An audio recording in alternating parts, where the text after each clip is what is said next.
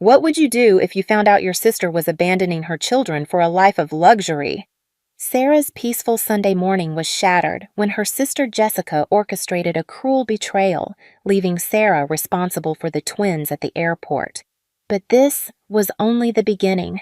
What started as a shocking family drama soon unraveled into a web of deceit, betrayal, and criminal charges. Sarah wasn't just going to let them get away with it. Stay tuned to see how Sarah takes control and fights for the future of her nieces. My channel's struggling, so if you're intrigued, please comment 1 to help me out. Thank you for watching, I appreciate it. Subscribe to see how it ends, and I wish you all good health. On a Sunday morning, the gentle sunlight streamed through the windows as Sarah Williams sat at her desk, reviewing work documents in her home office. As a senior manager at Boston Consulting Group, quiet mornings on the weekend had become her routine. The comforting aroma of still-warm Dunkin' coffee wafted up from her desk, blending perfectly with the calm atmosphere. While organizing stacks of papers, her eyes drifted to the window. The rosebush she had just bought from Whole Foods yesterday glistened with morning dew. She had finally managed to tend to the garden last weekend, and now the landscape around her house, a place she'd purchased with her parents' help, was starting to look worthy of the effort. There was still some time before service at Trinity Church in Copley Square, but then the peaceful moment was abruptly interrupted by her iPhone's ringing. "Sarah, can you come over today?" It was her sister Jessica. Sarah let out a small sigh, already anticipating her usual imperious tone. "I'm hosting the family for brunch. Mom's coming too. I've ordered catering from Legal Seafoods." An hour later, Sarah found herself at Jessica's mansion. The colonial-style house in Brookline's quiet residential area always commanded an imposing presence, as it had for years. A brand-new Range Rover, the pride and joy of her sister and brother-in-law, was parked in the driveway. "Welcome, Sarah." Her mother, Mary, greeted her with a warm smile, the Tiffany silver necklace swaying gently at her neck. "Jessica's prepared such a lovely brunch. She's really living well since marrying into this family." A part of Sarah's chest tightened at her mother's words. "Auntie Lynn!" The twins, Emma and Olivia, came running up. As Sarah hugged the two girls in their matching Gap Kids dresses, she inwardly sighed. The discomfort she felt whenever visiting her sister's house had only deepened over the years, an ever-growing gap between the life she led and the one her family wanted her to have.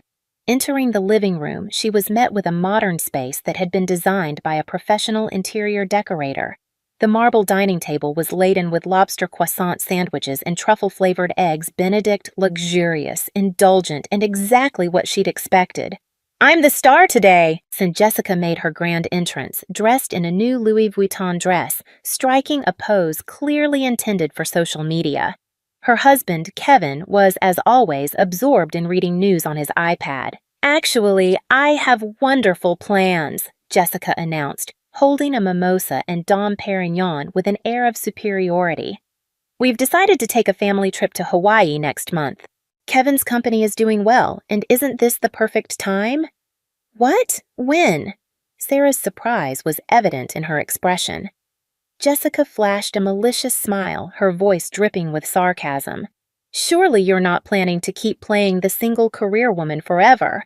You need to spend time with family occasionally. When I saw you at Copley Place the other day, you looked exhausted."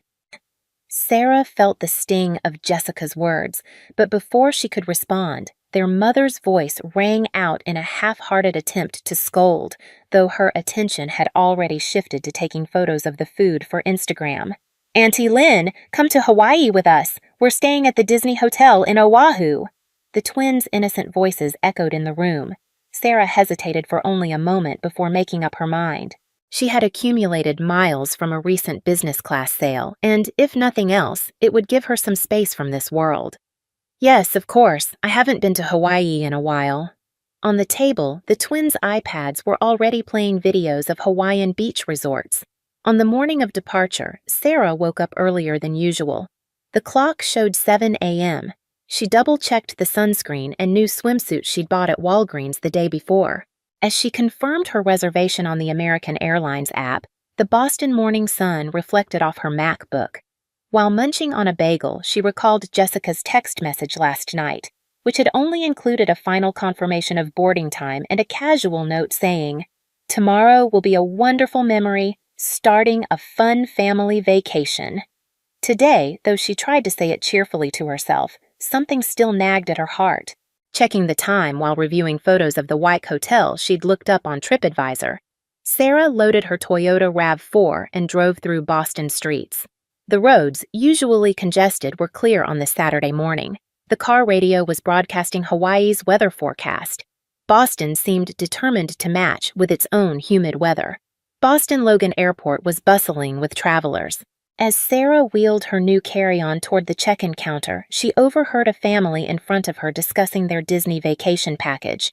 "Good morning. The 9:45 flight to Honolulu. Your name, please?" "Sarah Williams." Sarah presented her platinum card.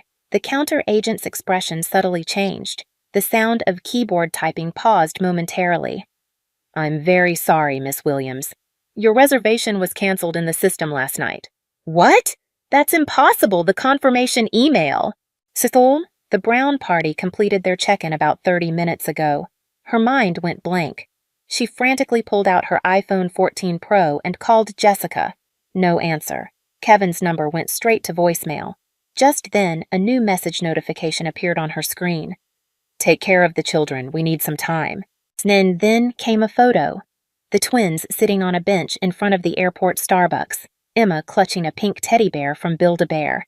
Olivia's cheeks wet with tears, the two holding hands, their expressions filled with anxiety and fear. "Emma! Olivia!" Sarah ran desperately through the airport. Her mind raced with questions. Why would Jessica do this? Were the rumors about Kevin's company true? Why hadn't her mother warned her? "Excuse me, I'm looking for 5-year-old twin girls, blonde, wearing Gap Kids dresses." She rushed toward the food court asking passing airport staff. Messages from Jessica kept arriving on her smartphone. "The children are in your care. The 5 and 29 plan documents are in the safe at home. This is our last chance, Kevin and I." Finally reaching the food court area, she heard a small voice. "Auntie Lynn!" The two were sitting on a bench beside the escalator, in a spot somewhat hidden from view. "It's okay now. I'll protect you." The twins' bodies trembled in her embrace. Massport officials had begun gathering around. "Mama said she'd be right back." Emma's trembling voice left Sarah with nothing to do but hold her tighter. "They said they were going to take the shuttle bus, then Mama and Papa never came back." Olivia's words brought anger to Sarah's eyes. "Ma'am, could we speak with you at the security office?" A man in a Massport uniform quietly approached. His badge gleamed with Logan Airport Police. "We'll get some hot chocolate and cookies for the children." A female staff member smiled kindly at the twins. Her name tag had Student Ambassador Program pinned on. Sarah checked her handbag, her fingers trembling slightly as she scrolled through the series of messages from Jessica. The cold, calculated tone of them made her blood boil. Outside the window, a Boeing 787 bound for Hawaii climbed into the deep blue sky. Her sister and brother-in-law were likely sitting inside, feeling no guilt whatsoever.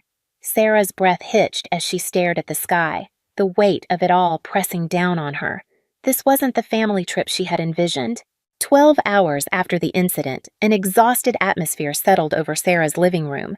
They had just returned from the police interviews and meetings with Children's Protective Services. "Emma, Olivia, come here, the bath is ready," Sarah called gently, but the twins stayed huddled together on the sofa, eyes blank, unwilling to move. Scattered crayons and coloring books lay abandoned on the floor, alongside a half-eaten McDonald's Happy Meal. "Auntie Lynn," Emma asked in a small voice, "are Mama and Papa really not coming back?" Sarah's heart clenched in her chest. The police had confirmed that Jessica and Kevin had boarded their flight as scheduled and arrived in Honolulu, their credit card records showing they'd checked into the Hilton Hawaiian Village. "I can't believe it!" Sarah's mother, Mary, had rushed over, apparently leaving a church women's group meeting midway. Her normally immaculate hair was disheveled, as if she hadn't taken a breath since she'd learned what had happened. "That Jessica would do such a thing!" Just then, Sarah's phone rang. It was a detective from the Boston Police Department. "Miss Williams, have you heard any concerning conversations from the children?" Sarah's mind went back to the twins' words at the airport. Yes, Emma mentioned that Mama and Papa were fighting about money, and I believe Olivia. The next morning, after dropping the twins off at the nearby Brookline Public Schools, Sarah headed to Jessica's house. A police search warrant had been issued, and she was permitted to accompany them. A uniformed officer led the way as they climbed the stairs to the second-floor study. "Take a look at this," the officer said, his voice steady but heavy with the weight of the discovery. Drawers were filled with masses of documents, piles of unpaid bills, credit card statements, and financial documents from Kevin's company. The rumors of the company's financial troubles in the Boston Globe were true. "This is," Sarah gasped, unable to believe her eyes when she saw the Fidelity account statement. The 529 plan set up for the twins' education had been reduced to just $1. Over $500,000 in funds had been withdrawn in the past 3 months. As they searched further, Sarah's heart sank. The closet was filled with box after box of Hermes, Chanel, and Louis Vuitton items, still with the price tags attached. Jessica's Instagram was a curated display of a perfect family life, but behind that facade, she had been draining the twins' future. "Sarah, there's this too," the officer said, handing her a torn envelope. Inside were bank statements from the Cayman Islands. "Miss Williams?" the detective called, his voice tinged with shock. "We've found significant transfer records under your mother, Mary's name." Just then, Sarah's smartphone vibrated in her hand. It was a message from Trinity Church. "Sarah, something terrible has happened," her mother's strained voice crackled through the speaker. "Jessica took the women's group fees and used my name." As it turned out, Jessica had also been the treasurer for the church women's group. There was now a high possibility of fraud involved there, too. She had been embezzling membership fees and using Mary's name to cover her tracks. This was no accident. This had been completely premeditated, Sarah realized. She turned to the police, her voice steady but with an edge of finality. "I told you this was all planned." Hours later, Sarah sat in her living room, compiling all the evidence. Her mother was being interviewed at the church, and the twins were safely attending their after-school program. The Boston Police Department detective called again. "We've discovered something significant. It appears they had no intention of returning to the mainland." Sarah caught her breath. "What do you mean?" "We found one-way ticket reservations to the Caribbean." That night, Sarah had made up her mind. Spread across her dining table were reports for the police, FBI, Child Protective Services, and Sarah Cohen, one of the nation's top child abandonment attorneys. "Auntie Lynn!" Olivia's voice came from upstairs. "Can we go to school tomorrow, too?" "Of course." Sarah smiled at the twins. "Life will continue as normal, I promise." Opening her MacBook, Sarah sent the final report to the police. Attached were Jessica's Instagram posts portraying the perfect mother, photos of the airport abandonment, and records of all financial transactions. She was determined to fight to protect her precious family. "Today, the FBI has joined the investigation as a serious child abandonment case." The detective's final words strengthened Sarah's resolve even further. Outside the window, Boston's nightscape glowed quietly. On the table lay the twins' craft project from after-school care. "To our beloved Auntie Lynn." Looking at those words, Sarah heaved a deep sigh. Early morning, 1 week after the incident. At the top floor of the Hilton Hawaiian Village in Oahu, Jessica was enjoying her morning coffee on the balcony, looking down at the azure sea. She was selecting photos to post on Instagram. "Jessica, we need to talk." Kevin approached with a tense expression, clutching his iPad. "About the company." "Everyone?" Just then, a knock echoed at the suite door. When they opened it, more than 10 law enforcement officers stood there. An FBI agent began reading their rights. Outside the window, an ABC News helicopter circled. "I have nothing to say. Let me call my lawyer." Jessica maintained her elegant demeanor until the end.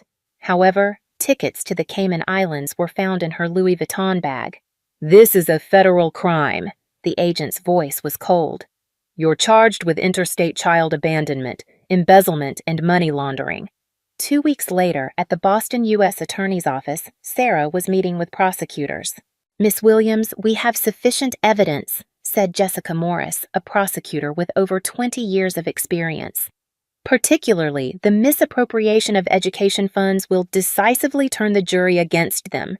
The conference room table was piled with evidence, starting with Logan Airport security camera footage, church women's group accounting records, documents showing fraudulent accounting at Kevin's company. Additionally, there was Jessica's history of false social media posts, detailed psychological diagnoses from the twins' counselor as decisive evidence.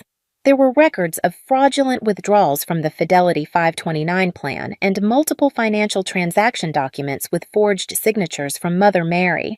The prosecution, Morrison continued, will charge them primarily with federal child abandonment violations, adding fraud charges for misuse of education funds and embezzlement for misappropriation of church funds.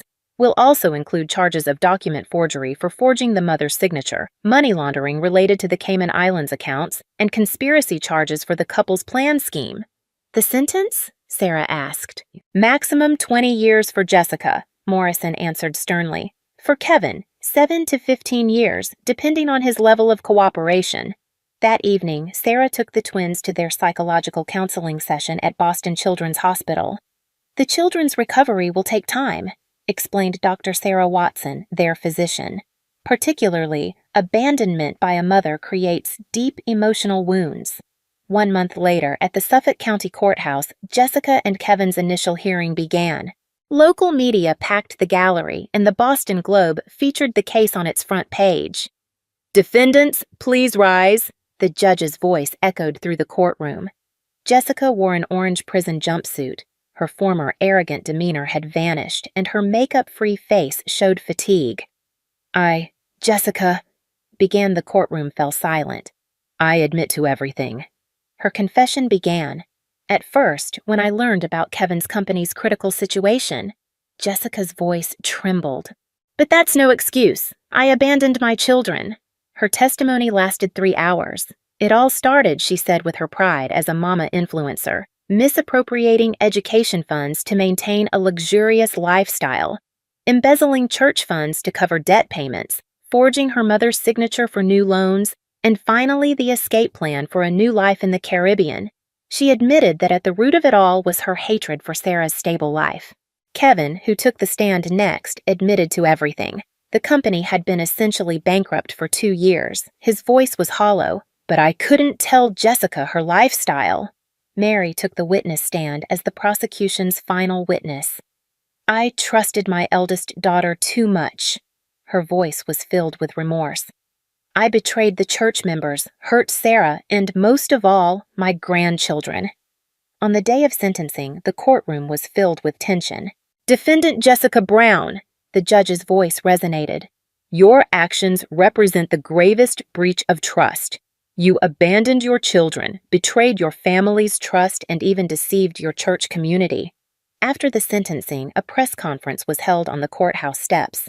"This is certainly not a result to be proud of," Sarah spoke quietly into the microphones. "But justice has been served. Most importantly, the children's future has been protected." At dusk in Boston, Sarah and the twins walked through Boston Common.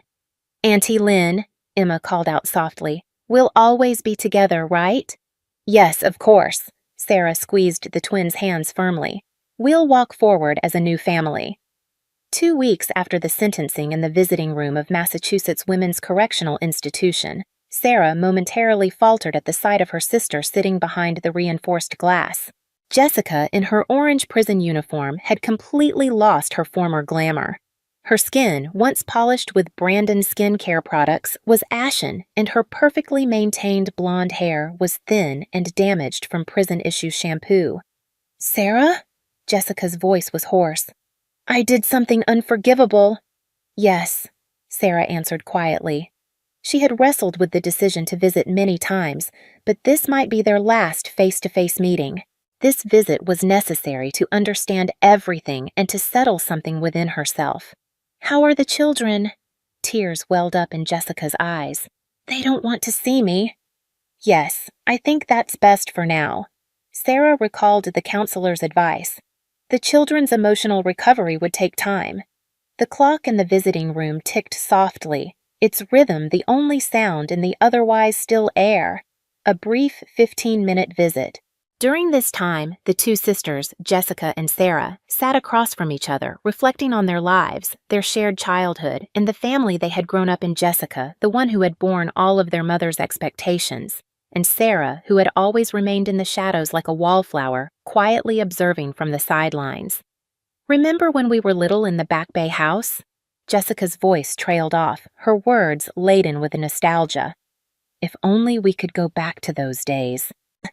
Sarah stared out the window, the faint autumn chill starting to make its presence known, but her thoughts lingered on the future. The first steps of her new life were already unfolding, and for the first time in years, she felt a glimmer of hope. On her walk home through Boston Common, the crisp air brushed against her face as she reflected on the changes awaiting her. At home, things were different now. The former guest room had been transformed into a bright, welcoming children's bedroom. Matching beds from Pottery Barn, cheerful bookshelves from IKEA, and colorful curtains from Target's Cat and Jack collection had all been carefully chosen to make the space feel like home for the twins. "Auntie Lynn, is this room really ours?" Emma asked, her face full of disbelief as she gazed at the new surroundings. "Can we stay here forever?" "Of course, sweetheart," Sarah replied, her heart swelling with tenderness as she hugged the twins. The adoption proceedings were moving smoothly, and the court had supported the decision to place the children with their biological aunt. It felt right, finally. The children had a home where they would feel safe, loved, and cherished. At work, things were changing too. Boston Consulting Group had been understanding of Sarah's situation, allowing her to utilize flexible hours and occasionally work from home. A new position was even being discussed. Unexpected support had appeared from those around her. Jennifer, a single mother living nearby, had offered to help with after-school pickups and drop-offs. The Trinity Church community delivered home-cooked meals, and the counselor at Brookline Public Schools had taken special care in addressing the twins' emotional needs. "Time will heal some things," Mother Mary had said to Sarah one afternoon, her voice steady and comforting. She too was changing. Through her volunteer work at the church, it seemed as though she had awoken to new values.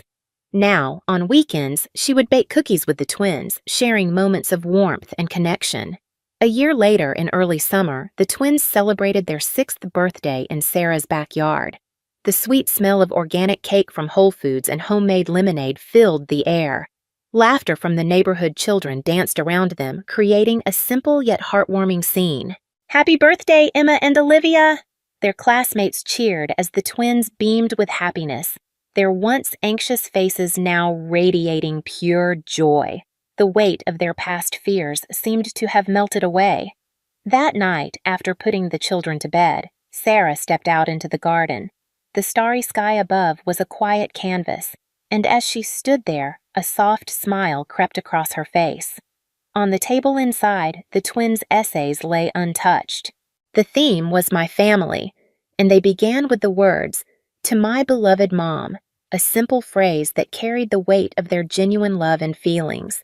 In the prison where Jessica was serving her sentence, reports said she was earnestly working on rehabilitation programs. Kevin, in a separate facility, was also serving his sentence, and their divorce had already been finalized.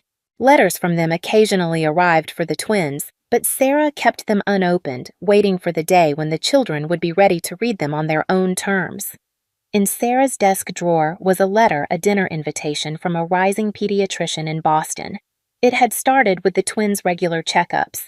His gentle gaze and thoughtful care for the children had kindled a small warmth in Sarah's heart, and she had allowed herself to wonder what might come next.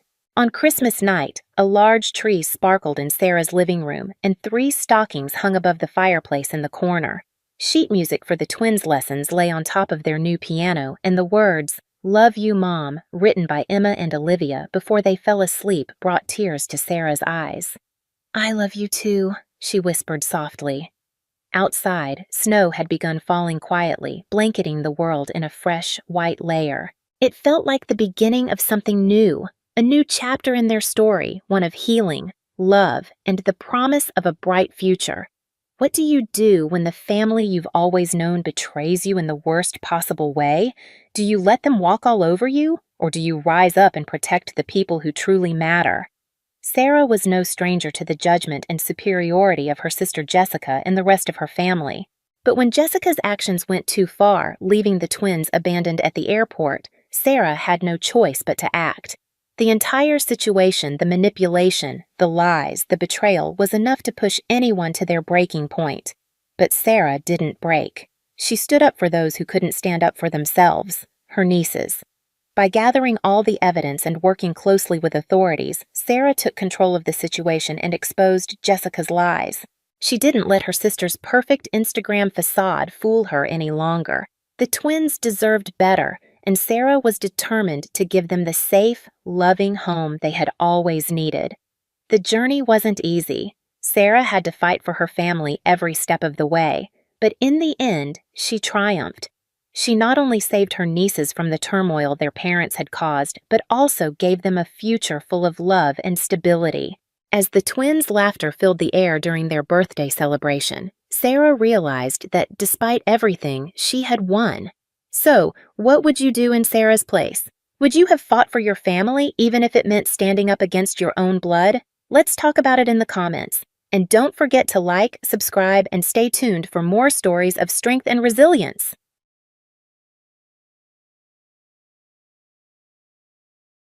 You're dead to me, Tara.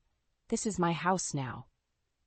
Candace's icy words cut through me as she towered over my crumpled form, blood trickling from the gash on my head where she had smashed the crystal vase. It had all started so innocently when Derek and I got married 5 years ago. We were hopelessly in love, and I couldn't have been happier starting our life together. But Candace made it her twisted mission to drive a wedge between us from day one. "She's just jealous because you're so young and beautiful," Derek would say, brushing off his older sister's constant put-downs and snide remarks. I should have taken it as a warning sign of the hell to come. At first, it was little digs about my cooking or how I kept the house. Then it escalated to her dropping not-so-subtle hints that I didn't deserve Derek or his money. The more I tried to make peace, the nastier she became. "You're just a gold digger looking for a free ride," she spat during one of her rages when Derek wasn't around. "My brother is too good for you." Derek refused to see Candace's true colors no matter how much evidence I showed him of her manipulation. She was his precious big sister who could do no wrong in his eyes. I don't know if it was guilt over being the favorite child or just pure brainwashing, but he always took her side. Things came to a head when I discovered bank statements showing Candace had been slowly siphoning money from their inheritance after their parents died. I finally had proof of her conniving ways, but Derek just blew up at me for prying into family matters. "How dare you accuse my sister of something like that?" he shouted, his face turning beet red. "You're the one with the problem, always looking for reasons to hate her." That's when Candace struck, seizing her chance to play the innocent victim while I was the scorned villain. The vase came out of nowhere, caving the side of my skull before I could react.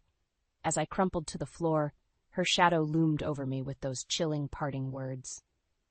I lay there in a daze, struggling to stay conscious while Candace ranted and raved about how she would finally get what she deserved. My life with Derek. The love of my life just stood there like a coward, unable to lift a finger against his twisted sister. That's when I knew my marriage was beyond saving. But I'll be damned if I'd let that psychopath take everything I had while getting away with it. I should have seen the signs earlier, but I was too blinded by love and Candace's mastery of manipulation. Derek's older sister had been scheming to turn him against me from the moment we got married. "Oh, Tara, this pot roast is a bit dry, don't you think?" Candace would say with a saccharine smile during one of her weekly dinner visits. "You really need to keep an eye on things in the kitchen." Derek would just chuckle and wave it off. "Candace is just teasing. It's fine, honey." But it was a pattern. She'd mock my homemaking skills, my appearance, how I spent money, anything to undermine me and make me seem inadequate as Derek's wife, and he ate it up, his sister's poisonous words slowly turning his adoring gaze into one of doubt and disdain. "Don't you think that dress is a bit revealing?" he started saying when we went out. "My sister's right. You could stand to be a little more modest." The emotional abuse only escalated as the years rolled by. Candace would sweep in like a tornado, leaving chaos and misery in her wake with every visit. Derek increasingly took her side, berating me for being oversensitive whenever I called out her cruelty. "She's my sister, Tara. Blood," he'd rage, his 6'3" frame towering over me. "You need to learn to accept her." Meanwhile, Candace played the victim, batting her eyes innocently whenever I confronted her. "I'm just trying to help, that's all. You're always so defensive for no reason." I felt trapped, like the walls were closing in with no escape. My adoring husband had become Candace's enabler, allowing her to treat me like dirt in my own home. I knew I had to find proof of her true sinister nature before it was too late. That proof came when I discovered bank statements showing Candace had been slowly siphoning money from the inheritance she shared with Derek after their parents died. I couldn't believe my eyes. This went far beyond her usual mind games. She was outright stealing from her own brother. "Look at this." I desperately showed the statements to Derek. "Your precious sister has been robbing you blind." His face turned beet red with rage, but not at the betrayal I'd uncovered. "How dare you go snooping through my private financial records? What gives you the right?" "Are you serious?" I cried out, feeling like I'd been punched in the gut. "She's been taking your money for years and you're attacking me?" That's when Candace played her most brilliant card, rushing into the room with crocodile tears glistening in her eyes. "Derek, I had no choice," she blubbered, pulling him into an embrace. "The medical bills from Mom's cancer treatments, the nursing home fees for Dad, I've been drowning in debt from taking care of them. I didn't want to worry you." Hook, line and sinker. Just like that, the vile leech had turned the tables, positioning herself as the martyr making sacrifices for family. Derek pulled away from my grasp, disgust etched on his face. "See what you've done, Tara. How could you put my sister through this after everything she's done for us?" I opened my mouth, but no words came. Candace just smirked at me, having won yet another twisted victory. In that moment, I realized I was truly alone in this nightmare, and that gave me a reckless determination to bring my tormentor down, no matter what it took. The tension in the house was thicker than fog after Candace's latest manipulative stunt. Derek could barely look me in the eye, still seething over my betrayal of digging into his finances and calling out his precious sister's lies. "How could you do this to me, Tara?" He seethed over the dinner table, pushing his plate away. "Accusing Candace of stealing from her own family? She sacrificed everything for us." I opened my mouth to protest, but he raised his hand to silence me. "Don't. I don't want to hear another word against her. My sister is the only one I can really trust." The message was clear. I was the enemy now for daring to disrupt Candace's crocodile tear narrative about being buried in debt from taking care of their parents. Derek had fully drunk her Kool-Aid. I should have known then that there was no saving my marriage, but some deluded part of me still clung to hope. I decided to make one last effort to get through to Derek and expose his sister's depravity. A few nights later, Candace swept in for another of her family dinner visits, primped and preening in a gaudy low-cut top that seemed designed to taunt me. Derek and I could barely get 2 words out before she was running her mouth as usual. Well, if it isn't the little wife trying so hard to keep up appearances," she sneered as I set the table. "That shirt looks a bit tight, doesn't it, dear? Trying to catch someone's eye besides my brother's?" I felt my face burn with humiliation, but I refused to take her bait this time. "Hello, Candace. Lovely to see you too." She arched an overplucked eyebrow at my calm tone. "What, no snide remarks today? Don't tell me you finally learned some class." "That's enough, Candace," Derek barked, finally growing a spine. "Leave her alone?" I felt a rush of gratitude. He was finally defending me. But Candace just tutted and shook her head slowly. "Derek, you're too blind to see what a disrespectful, ungrateful shrew she is. Always mouthing off. No wonder you can't control her. If I were you, I would have put that little tramp in her place a long time ago." That's when hell broke loose. "You self-righteous bitch!" I exploded, sending a glass of wine crashing to the floor. I should have known you'd never let up with your vicious, toxic behavior." Candace recoiled in mock horror. "Why, I never, Derek! Derek, did you hear what she just called me?" Derek's face was thunderous. "You watch your mouth, Tara. That's my sister you're talking to." I rounded on him, years of anger and resentment boiling over. "Are you kidding me right now?" She's the one who came in here slinging insults from the second she walked through that door. Why are you making excuses for her? Because she's my family, he roared, spit flying from his mouth. Blood is thicker than water, in case you've forgotten. Oh yes, let's talk about family, I shot back, seeing red. Like how she's been stealing money from your inheritance for years? Or did you just conveniently forget about those bank statements I showed you? Candace gasped, putting a delicate hand to her chest. Derek, you didn't tell me she was still going on about that ridiculous accusation. How dare you keep dredging up lies about me? Derek looked like he'd been slapped, the vein in his neck bulging. He stepped towards me, fists clenched, and for a terrifying moment I thought he was going to strike me. Get out, he said in a low, trembling voice. Get out of my house right now before I do something I'll regret. I stared at him in disbelief as Candace smirked behind his back. This was really it. My marriage was over and she had won. But I didn't leave. Not yet. You want me out so bad, I shouted, feeling reckless. Fine, I'm gone, but not before everyone knows what a psychopathic, money-grubbing snake your sister really is. I stormed out of the house that night, tears of rage and despair stinging my eyes. Derek had made his choice loud and clear. His poisonous sister would always come before me, no matter how much hell she put me through. Where could I even go? I had given up my career, my friends, my entire life to be Derek's wife. Now I was out on the street with nothing, all because I dared to defy his deranged beloved Candace. There was only one person I could turn to, my best friend Jill. I broke down sobbing when she opened her door, unleashing the torrent of emotions I had been bottling up for years. That evil bitch has ruined everything, I wailed as Jill ushered me inside. Derek is so brainwashed, he'll never see her for the manipulative monster she truly is. Jill wrapped me in a tight hug, letting me cry it all out.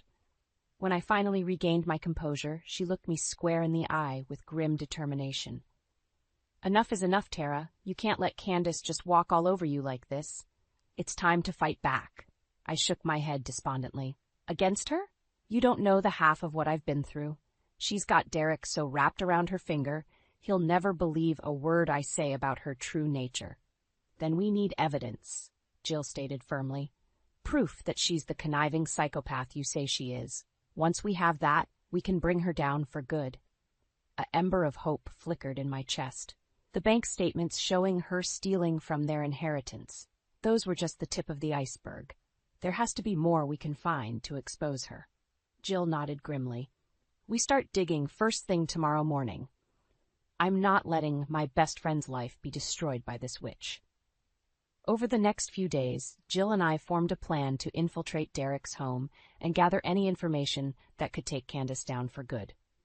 With her working as a realtor, it was easy for Jill to make a copy of the house keys and scope out when Derek was at work. Keep your eyes peeled for anything suspicious, she instructed as we slipped into the house. Emails, letters, documents, it all could be the key to exposing her. I rifled through Derek's office with trembling hands, my heart pounding. If Candace found out what we were doing, I shuddered to think of the consequences. But then a hidden file caught my eye, bank statements and legal documents from several years ago. As I flipped through the pages, I felt the blood drain from my face. Jill, you need to see this, I said in a shaky voice. The documents confirmed my worst fears. Candace had been under investigation for allegedly attempting to murder her own husband several years earlier. There were transcripts of witnesses claiming she had been siphoning money from his accounts and trying to pressure him into changing his will. Then he had died suddenly in a suspicious car accident, with the police unable to prove foul play. Candace had inherited everything, and the case had gone cold. "Oh my God," Jill whispered, hand over her mouth. "Are you telling me this psycho actually killed her husband for his money?" I nodded slowly, feeling numb. And she's been doing the exact same thing to Derek this whole time. That's why she was so hell-bent on turning him against me. I was the one obstacle keeping her from my husband's inheritance. Jill's eyes hardened to steel. We have everything we need now. It's time to make that evil bitch pay for what she's done, once and for all. I felt a dark sense of resolve overtake me, pushing away the fear and doubt. Candace's reign of terror was finally going to come crashing down around her. And this time, there would be no more playing the victim. The evidence of Candace's murderous past stunned me into silence. This went far beyond her usual mind games and manipulation. She was an outright psychopath who had likely killed for money before. "We need to take this to the police right away," Jill stated, her face pale.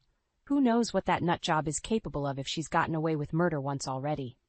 I nodded numbly, still reeling from the bombshell revelation. Part of me had always suspected Candace was unhinged, but proof that she was an actual killer took things to a whole new level of depravity. "You don't understand," I said hollowly. "Derek will never believe any of this, no matter what we show him. He's too deep under her spell." Jill set her jaw grimly.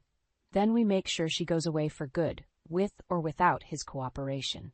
This has gone far enough. It's time that psycho faced some real consequences." Over the next few days, we pored over the files, building an airtight case to present to the authorities. Bank statements, witness testimonies, even phone records indicating Candace's husband had been trying to escape her control in the months before his accident. It was all finally adding up to the truth. The thing that chilled me to the bone the most were the photos from the crime scene. A crumpled car in a ditch, the body extricated and zipped into a black bag on the roadside. I had to look away, feeling sick at the realization that Candace was likely responsible for such a grisly end just to inherit her husband's wealth. "You know she's going to try the same thing with Derek once I'm out of the picture," I told Jill, my voice shaking. "First, it was his inheritance from your parents, and now she wants everything. The house, the cars, the whole lifestyle I built with him. She'll stop at nothing." Jill gave me a determined look. "Not if we stop her first. We've got everything we need to put this monster away for the rest of her life, where she can't hurt anyone else." The next day, we took the file to the police precinct and requested to meet with a detective. I could barely speak as I handed over the evidence, recounting Candace's escalating campaign of abuse and violence against me. The grizzled cop flipped through the documents, his eyes widening. "You're telling me this woman got away with murdering her husband for his money years ago? And now she's trying to do the same thing to her own brother?" I nodded miserably. "Derek is under her total control. She's completely brainwashed him into taking her side over me, no matter what horrible things she does. If you don't stop her reign of terror, I'm afraid of what she's capable of." The detective's jaw tightened grimly. "Don't you worry, ma'am. We've got more than enough here to lock this Candace up and throw away the key. Trying to kill her own flesh and blood for inheritance money? That's a new low, even for my line of work." He paused, seeming to study me closely. "I've got to ask, how'd you manage to get all this evidence on her? This is one hell of a case file you've put together." I felt a rush of adrenaline as the weight of everything came crashing down. This was it, the beginning of the end for Candace's twisted reign. No more games, no more manipulation or fake tears. Just cold, hard consequences for her unforgivable actions. "Let's just say I've had a lot of practice seeing through that snake's lies," I replied tightly. "It's time she finally paid for what she's done to my family." As they led me out, I could have sworn I saw the cop giving me the faintest of nods, a look of respect on his weathered face. In that moment, I realized I had been underestimated as a mere victim for far too long. Now the merciless former predator was about to become the prey, and this time I would be the one showing no mercy. I should have known Candace wouldn't go down without one final vicious fight. The day after Jill and I took our damning evidence to the police, the demon herself was waiting when I returned to my friend's apartment. Well, if it isn't the ungrateful little schemer," she sneered as I froze in the doorway. Candace rose from the couch, hands on her hips and eyes glittering with malice. "I knew you were plotting something behind my back." My heart pounded, but I refused to show fear. "Get out of here, Candace. It's over. The police know everything about what you did." Rather than looking scared, she threw back her head and laughed, a cold, cruel sound that made my blood run cold. "You stupid girl. Did you really think a few measly documents would be enough to take me down? I'm afraid you've severely underestimated me." Before I could react, Candace lunged forward and grabbed a heavy crystal vase from the end table, raising it high above her head. "This is for sticking your nose where it didn't belong." The vase came crashing down with sickening force, exploding against the back of my skull in a blossom of blinding pain and darkness. I collapsed to the floor in a boneless heap, warm blood gushing from the gash as Candace towered over me. "You're dead, you hear me?" she snarled, spittle flying from her twisted mouth. "This is my house now, my life. I'll make Derek see that you're nothing but a lying, vindictive snake." I struggled to speak, to move, but unconsciousness was rapidly overtaking me. The last thing I saw was Derek himself appearing in the doorway, his expression one of shock and horror. "Candace? What have you done?" Then everything faded to black. I drifted in and out of awareness, snatches of voices and movement all around me. At one point, I could have sworn I heard the wail of sirens in the distance. When I finally came to, I was in a hospital bed, Jill sitting vigil beside me with a haunted look on her face. My head throbbed with white-hot agony, and I could feel the thick bandages wrapped around my skull. "Oh, Tara, thank God," Jill whispered, grabbing my hand. "I thought I was going to lose you there for a while." Flashes of memory came flooding back. Candace's twisted sneer, the vase, the blinding pain and blood. I tried to sit up but immediately regretted it, crying out. "That psychotic bitch, she really did try to kill me," I rasped, my voice a dry croak. "Where is she? Did they arrest her?" Jill looked away guiltily. "The police took her into custody after I called 911. But, Tara, you're not going to believe this. Derek refused to press charges against her. He says it was just a misunderstanding and that you two fought over him." White-hot rage flooded my system, adrenaline temporarily overriding the pain. I ripped the IV from my arm and tried to swing my legs over the side of the bed. That sniveling coward. After everything she did, he's still defending her? I seethed through gritted teeth. "I can't believe this." Jill put a hand on my shoulder, gently restraining me. "Tara, please, you're in no condition to go storming off right now. Just take a breath, okay?" I wanted to rage and scream, but the stark reality was sinking in. My husband was so twisted by Candace's manipulation that he would literally let her try to kill me and still make excuses for her depravity. Our marriage was broken beyond repair. "You're right," I said, sinking back against the pillows in defeat. "It's over. Derek is too far gone. He'll never see that evil bitch for what she really is." But even as I spoke the words, a strange sense of calm washed over me. Because in that moment, I realized my battle was no longer with Derek at all. It was with the venomous snake, Candace herself, and this time I would stop at nothing to make sure she faced the consequences she deserved. No more games, no more crying or pleading for my husband to see reason. It was time to go for the jugular, before his deranged sister destroyed anyone else's life like she almost did mine. I turned to Jill, my eyes hardening with resolve. "We need to get out of here. I have a plan to put Candace away for good, where she can never hurt another soul. Are you with me?" Jill didn't hesitate, giving a grim nod of determination. "You know I am. Let's make that psycho finally pay for her crimes once and for all." The hospital room was eerily silent as Derek stepped through the door, his expression unreadable. I tensed instinctively, my hand tightening around Jill's in a silent plea for support. "What are you doing here?" I asked flatly, unable to mask the bitterness in my voice. "Come to make more excuses for your deranged sister?" Derek flinched slightly at my tone, but didn't rise to the bait. Instead, he pulled up a chair and sank into it heavily, running a hand over his face. "Tara, I don't even know where to begin," he said quietly. "What Candace did was unforgivable. Trying to kill you like that in cold blood? It's—" He trailed off, shaking his head slowly. Despite the gravity of his words, I felt no satisfaction or relief, only a weary sense of resignation and simmering anger. "Save your breath," I cut him off coldly. "Your sister is a psychopathic murderer, and you knew it on some level this entire time. You just chose to ignore the ugly truth about her because she was your precious blood relative." Derek opened his mouth to protest, but I barreled on, years of resentment bubbling over. "Don't even try to deny it. I showed you all the evidence of her stealing from your inheritance, trying to manipulate you into cutting me out. I had those files proving she killed her own husband for his money. But you just couldn't be bothered to see what was right in front of your face." "You're right." The admission was so soft, I almost missed it. Derek's shoulders slumped in defeat. "You're absolutely right, Tara. I've been so deep in denial about Candace's true nature that I let her take over my life. I let her abuse you, manipulate me, and turn me against my own wife. He looked up at me then, his eyes haunted. I will regret that for the rest of my days. You didn't deserve any of the hell she put you through. I was just too blind and weak to stand up to her twisted mind games. White, hot anger flared in my chest, and I struggled to keep my voice even. So what? I'm just supposed to forgive and forget now? Let you off the hook because you've suddenly realized what a monster your sister is? No. Derek shook his head slowly.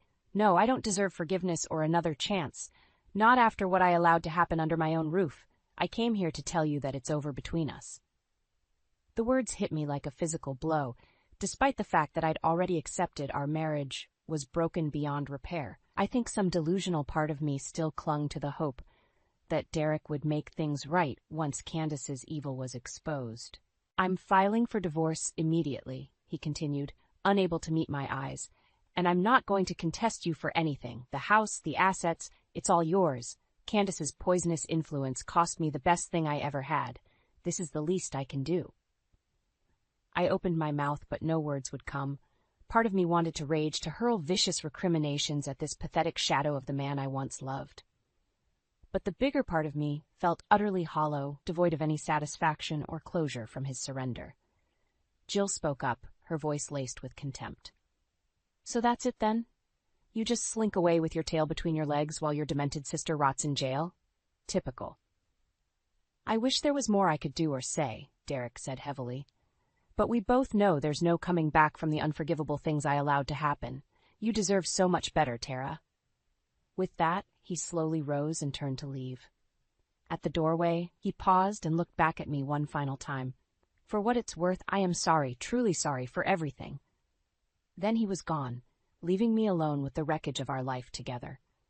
As the tears came, I felt Jill's arms wrap around me in a fierce embrace, letting me finally release the tidal wave of anger, pain, and heartbreak I had been bottling up for so long. My marriage was over. My husband lost to Candace's toxic influence. But in that moment of mourning, I found a strange sense of freedom and determination taking root. Because if Derek was too weak to stand up to his twisted sister, I would be strong enough for the both of us. Candace's evil reign of terror was finally going to end, one way or another. In the days after Derek walked out of my life for good, I found myself at a crossroads. One path led to wallowing in the ashes of my failed marriage, letting the trauma and betrayal consume me. The other, that path burned with an icy determination to make things right.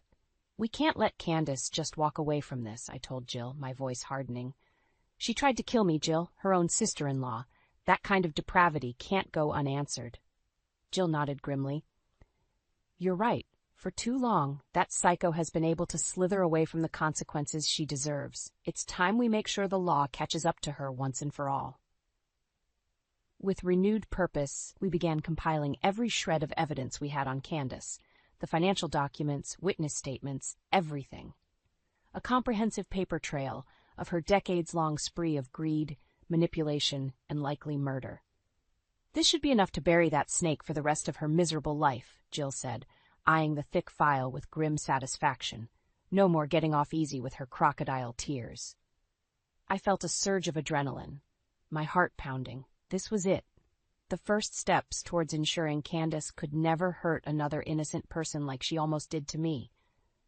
I was finally taking my power back from her toxic reign of abuse. We took the files straight to the police precinct downtown and requested to meet with a detective. A grizzled veteran in a rumpled suit eventually came to usher us into an interview room, his eyes narrowing as he flipped through the damning evidence. You're telling me this Candace woman has been grifting and manipulating her own family for years? He said slowly. Possibly even killed her first husband to inherit his money? I nodded, holding his gaze steadily. That's correct, detective. And her latest stunt was trying to murder me, her own sister-in-law, by bashing my skull in. She's an irredeemable psychopath who will stop at nothing to get what she wants. The cop's jaw tightened as he studied the crime scene photos, the vivid evidence of Candace's brutal attack. I've seen a lot of low-life scumbags in my day, but this is a new level of depraved. He closed the file and fixed me with an intense look. Miss Jennings, I want you to know we're taking this case extremely seriously. With the mountain of proof you've brought us, we're confident we can lock this woman away for a very long time before she has a chance to hurt anyone else. A weight lifted off my shoulders, and I suddenly felt lightheaded with relief.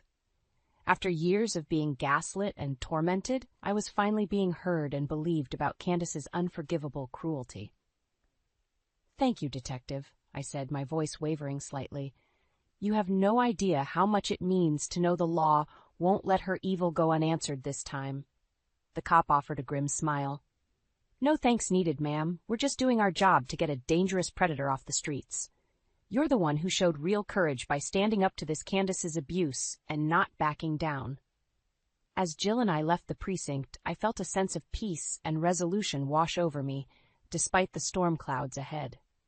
Candace's reign of terror was finally going to be brought to justice, no matter how much she cried or played the victim card. And in that moment, I realized my own bitter struggle had given me strength I never knew I possessed. The once meek, tormented wife was no more. I was a survivor who had risen from the ashes of Candace's twisted games to fight another day. And this time I would be the one who emerged victorious, while she got to experience the cold, hard consequences she so richly deserved.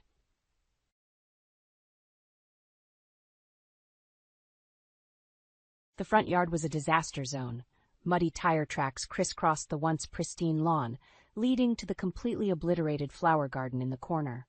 Shards of terracotta pots and uprooted plants were strewn everywhere, the vibrant blooms crushed under the weight of heavy truck tires. What, in God's name? I muttered, clutching the ragged shawl tighter around my shoulders as I stepped outside. The crisp autumn air carried the pungent scent of overturned soil and broken stems. Tyler came running up behind me, his eyes wide with shock and confusion. "Grandma, what happened? The garden." His voice trailed off as he surveyed the destruction. Before I could respond, the front door slammed open, and Jenna stormed out, her face flushed with anger. "You son of a bitch!" she screamed, marching across the ruined yard towards Kyle's idling pickup truck. "How could you do this?" Kyle leaned out the window, a cruel smirk twisting his features. "That's what you get for wasting time on stupid plants with my mother-in-law instead of being a proper wife." My heart sank as I realized the carnage was his doing. I wrapped my arm around Tyler's shoulders, pulling him close to shield him from the verbal onslaught. "You're seriously throwing a tantrum over some flowers?" Jenna's voice dripped with disbelief. "Those stupid plants made Tyler happy." "They were a project for him and my mom." "Your mom's an old biddy living off us like a freeloader," Kyle spat. "It's time she learned her place." Those cruel words lanced through me, dredging up memories of the countless sly digs and belittling comments he'd thrown my way since marrying Jenna. I'd endured it all to keep the peace, to not risk losing the family I had left. But seeing my beloved garden in ruins, witnessing the heartbreak on Tyler's face, something inside me snapped. I busied myself in the kitchen, trying to drown out the sound of Kyle's raised voice drifting in from the living room. Jenna had attempted to confront him about the garden incident, but as usual, he twisted everything around to make her feel like the one in the wrong. "If you didn't let that old hag fill your head with delusions about playing in the dirt, we wouldn't have these issues." Kyle's words sliced through the air like a whip. I flinched, my hands stilling over the dish I was drying. Tyler looked up from his spot at the kitchen table with worried eyes. "Don't listen to him, Grandma," he said softly. "The garden was special." Fighting back tears, I forced a smile. "I know, sweetie. Why don't you go upstairs and play for a bit? I'll call you down for dinner." Once he'd scampered off, I leaned back against the counter, pinching the bridge of my nose. The ache behind my eyes matched the tightness in my chest. How much more of Kyle's cruelty could I stomach? "You're damn right I let her delusions." Jenna's voice rang out, startling me. "That garden made Tyler so happy after everything, and you just had to ruin it like the petty, immature jerk you are." There was a pause, and I could picture Kyle's face twisting into that all-too-familiar sneer. "Well, if you'd bothered being a decent wife instead of chasing hobbies with Mom, maybe I wouldn't have to put you in your place." The sick implication in his words made my blood run cold. I clutched the dish towel tighter, my knuckles turning white. "Put me in my place?" Jenna echoed, her tone icy. "You arrogant, abusive asshole." A loud crash shattered the tense silence, followed by Jenna's cry of pain. I dropped the towel and raced into the living room to find her crumpled on the floor, a trickle of blood at the corner of her mouth. Kyle towered over her menacingly, his fist still clenched. "You'll speak to me with respect," he growled. "I put a roof over your head and your mom's. You'd both be on the street without me." White-hot rage blazed through me, burning away any fear or resignation I'd felt before. I grabbed a nearby vase, the curved glass cool against my palm. "Get away from my daughter," I snarled, hurling the vase with every ounce of strength I had. It struck Kyle square in the back of the head with a sickening thud. He crumpled to the floor unmoving as Jenna scrambled back with a shocked gasp. For a suspended moment, the only sound was our ragged breathing. Then Tyler's footsteps pounded down the stairs. "Mom? Grandma? What's going on?" Jenna shot me a wide-eyed look, her expression a swirl of fear, pain, and the first flickers of resolve. We both knew in that instant that things could never go back to how they were. The days after the vase incident were tense and volatile. Kyle had regained consciousness with a nasty gash and concussion, but true to form, he downplayed the violence he'd inflicted on Jenna.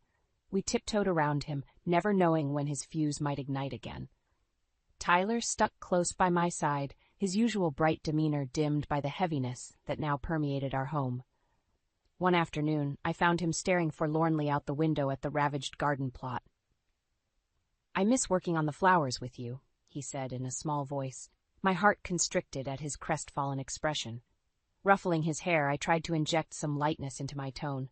"Me too, buddy. But you know what? We can start over. Make it even better than before." His eyes widened with cautious hope. "Really? But what about Kyle?" "Don't you worry about him." I leveled him with a resolute look. "This is our home, too. We're not going to let anyone take away the things that make us happy, okay?" Tyler nodded slowly, a tiny smile tugging at the corners of his mouth. "Okay, Grandma, I trust you." Those simple words unlocked something fierce and protective inside me. For too long, I'd let Kyle's venom slowly drain the joy from our lives out of some misguided attempt at keeping the peace.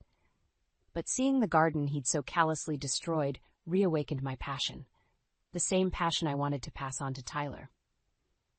The next morning, while Jenna was out running errands and Kyle was still fast asleep, I gathered some gardening tools and led Tyler outside to the wreckage.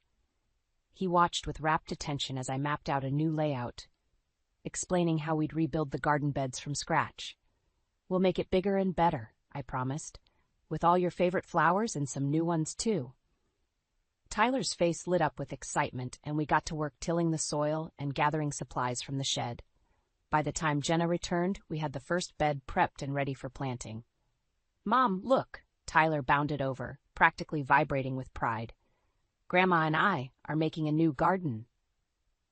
Jenna's brows knit together as she took in the scene, but her expression quickly softened into one of weary resignation. "Just be careful, okay? I don't want any more problems." "Don't worry, dear." I gave her hand a reassuring squeeze. "This is our home. We're taking it back, one flower at a time." Over the next few weeks, Tyler and I spent every spare moment nurturing our garden revival.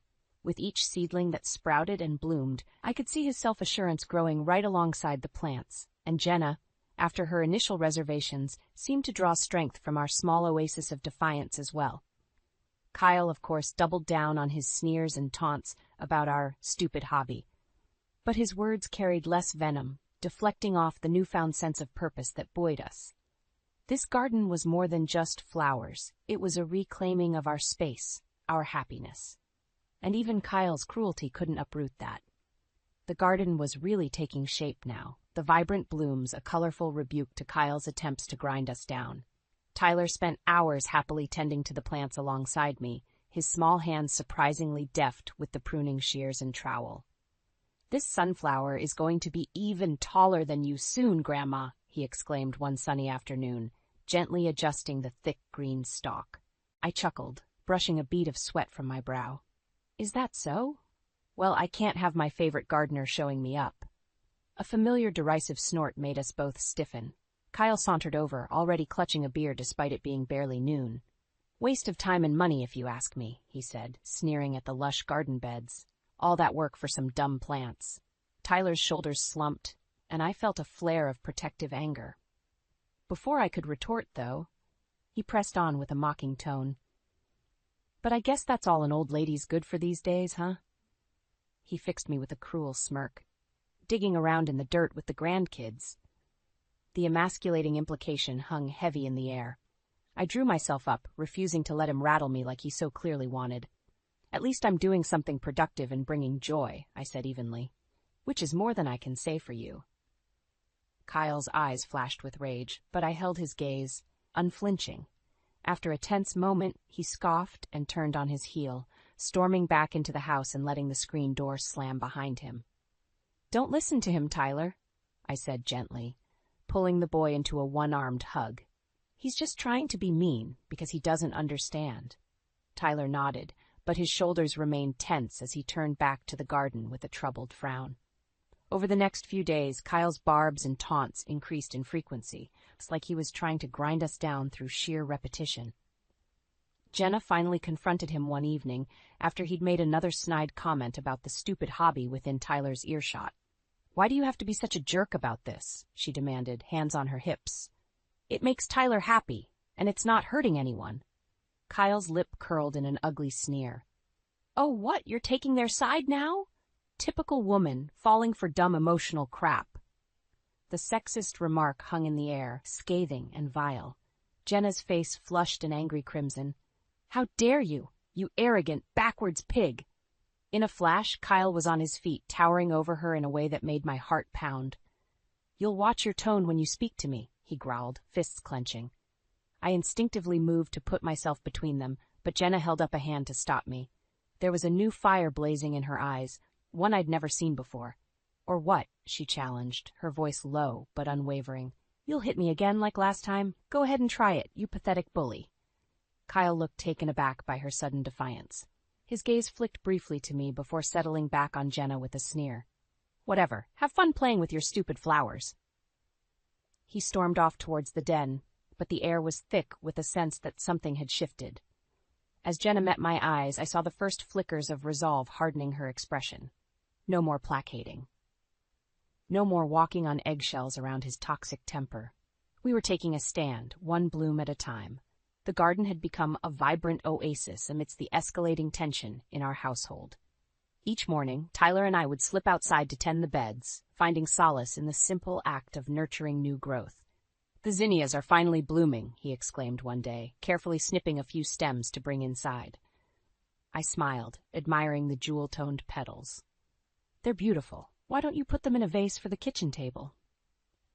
His face lit up at the suggestion. As he scampered off, I settled onto the small bench Kyle had begrudgingly assembled months ago, brushing my fingers over the soft velvet of a peony bloom. The screen door banged open, shattering the tranquil moment. Kyle stomped out, his expression thunderous as he made a beeline for me. You just can't help yourself, can you? He snarled, looming over me. Always sticking your nose where it doesn't belong. I tensed, bracing for another round of his verbal abuse. I don't know what you're talking about. Don't play dumb. He jabbed a meaty finger towards the garden, filling the kid's head with this gardening crap, making him soft. My jaw clenched at the implication. Tyler's not soft.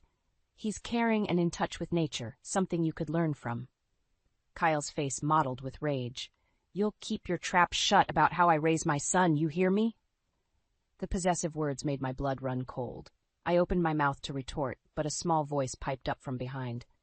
I'm not your son. We both whirled to see Tyler standing in the doorway, knuckles white around the vase of zinnias.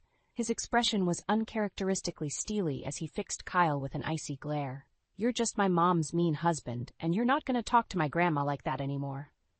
Kyle looked momentarily taken aback by the boy's vehemence, before his face contorted in an ugly sneer. You need to learn some respect, kid. No, you need to learn some respect. Tyler's voice rose to a shout, startling us all. Grandma's garden is amazing, and you're just a big jerk who doesn't get it. With that, he flung the vase with all his might, shattering it at Kyle's feet in a kaleidoscope of water, glass, and vibrant petals. Kyle sputtered, staring down at the shards in disbelief. "Why, you little—" "Kyle, that's enough!"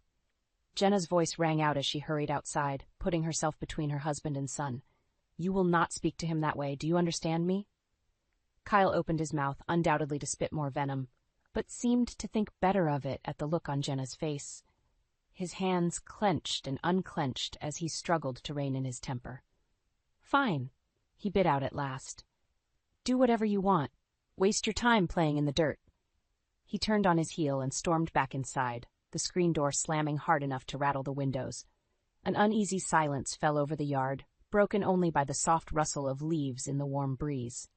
Jenna let out a shaky breath, pulling Tyler into a fierce hug. "It's okay, baby. I'm proud of you for standing up for yourself and Grandma." Tyler clung to her, his earlier bravado melting into quiet sniffles. I laid a hand on his back, marveling at his display of courage in the face of Kyle's aggression. As mother and son held each other, I caught Jenna's eye over Tyler's bowed head. A silent resolution passed between us, hardening my resolve. No more placating the bully, no more walking on eggshells.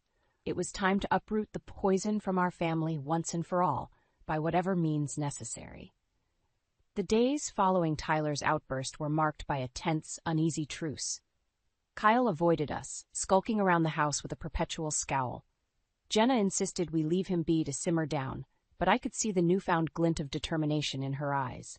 She was done making excuses for his behavior. Tyler and I threw ourselves into the garden, using the meditative act of tending the plants as an escape from the strain. One crisp autumn afternoon, we were harvesting the last of the tomato crop when Kyle's raised voice shattered the quiet. "You're delusional if you think I'm going to keep bankrolling this ridiculous hobby." My head snapped up at the sound of his boots crunching across the yard towards us. Tyler shrank back, his eyes wide with apprehension. "It's okay," I murmured, squeezing his shoulder reassuringly. "Just stay calm." Kyle stormed up, his face mottled with rage. "You two better start packing up this mess. I'm done wasting money on dirt and plants." "You don't get to make those decisions," I said, keeping my tone even as I rose to face him. "This is our home, too." His beady eyes narrowed into slits. "It's my house that I paid for. I'll do what I want. Actually, it's my house, too." Jenna's voice rang out as she emerged from the back door. "My name's on the deed, same as yours." Kyle whirled on her with an ugly snarl. "You saying you'll defy me, woman? After everything I've given you?" The sexist implication hung in the air like a lead weight. Jenna's chin lifted defiantly. "I'm saying this is over, Kyle. I'm done with your tantrums and abuse." "You ungrateful bee." The slur seemed to trigger something primal in Kyle. With a feral roar, he lunged towards Jenna, fists raised. She cried out, stumbling back. Before I could even process what was happening, Tyler darted forward and planted himself between them. "Don't you touch her!" Kyle skidded to a halt, his eyes widening in shock. Tyler stood his ground, trembling but resolute. "You need to leave," the boy said, his voice quavering but firm. "Get out of our house and don't come back." A muscle twitched in Kyle's clenched jaw as he stared the child down. For a horrible, suspended moment, I feared he might strike out again. Then his expression contorted into a sneer of pure loathing. "Fine. You can have this, shithole." He turned and stomped back towards the detached garage, yanking the door open with savage force. I watched in numb shock as he climbed into his idling truck, peeling out of the driveway in a spray of gravel. We stood rooted to the yard, the rumble of the engine fading into tense silence. Jenna was the first to move, scooping Tyler up and hugging him fiercely. "That was so brave, baby," she whispered, planting kisses on his hair. "I'm so proud of you." Tyler clung to her, his small body trembling with residual adrenaline. As I moved to embrace them both, Kyle's truck suddenly roared back into view. My heart stuttered in my chest as he slammed it into park, his face twisted into a mask of pure, unhinged fury. Without a word, he mashed his foot down on the accelerator. The truck surged forward in a cloud of exhaust and spinning tires, demolishing the raised garden beds in its path. I could only watch in numb horror as months of hard work, of love and healing, was obliterated in mere seconds beneath the churning wheels. When the engine finally cut out, the only sound was Jenna's anguished sobs mingling with Tyler's cries. Kyle threw open the truck door and spat a glob of phlegm onto the ruined flower beds. "There's your stupid garden, you miserable old hag," he snarled at me. I hope it was worth it. Then, with one last contemptuous glare, he peeled out of the driveway and disappeared around the corner. In the aftermath, the three of us could only cling to each other amidst the devastation, raw grief and rage mingling into a potent, bitter cocktail.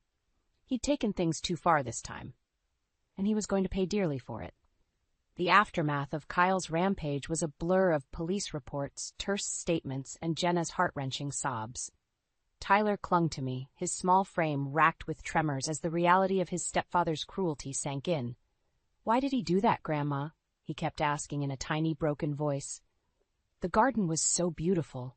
I could only hold him close, anger and grief warring within me. That garden had represented so much more than flowers. It was a reclamation of our home, our happiness, and Kyle had obliterated it out of sheer spite. The police officers who responded were professional but clearly skeptical of the whole angry husband-destroying garden story. I could see the dismissive looks as Jenna rehashed Kyle's escalating verbal abuse and controlling behavior. Just another domestic dispute, their expressions seemed to say. "We'll file a report, but good luck getting anything to stick." It was a harsh reminder that the system was stacked against victims like us. Kyle was a wealthy, successful businessman, the type who could easily manipulate the narrative to make himself the aggrieved party. As the officers took their notes and departed, Jenna slumped onto the couch, cradling her head in her hands. "What am I going to do?" she whispered, sounding utterly defeated. "He'll just keep coming after us." A righteous fury blazed within me at her broken tone. I'd failed as a mother, allowing this poisonous man to infiltrate our family and erode my daughter's sense of self-worth. But I wouldn't fail as a grandmother. Crossing the room, I knelt in front of Jenna and grasped her hands firmly. "Listen to me. You're going to leave that bastard and take him for everything he's worth." She blinked at me, eyes widening slightly. "Mom, I can't. He'll fight me on it and drag it through the courts for years, with his lawyers and money." "Which is exactly why you have to do it." I gave her hands an emphatic squeeze. "He may have all the resources, but we have right on our side. What he did, destroying our home out of sheer malice, that's inexcusable." Jenna wavered, insecurity flickering across her features. "You really think I can win against him?" "I know you can." I lifted her chin, holding her gaze intently. "You're my daughter, strong, resilient, and so much tougher than that petty bully could ever comprehend. It's time to show that bastard exactly what we're made of." For a long moment she searched my face, something fragile kindling in her eyes. Then finally, her expression hardened into steely determination.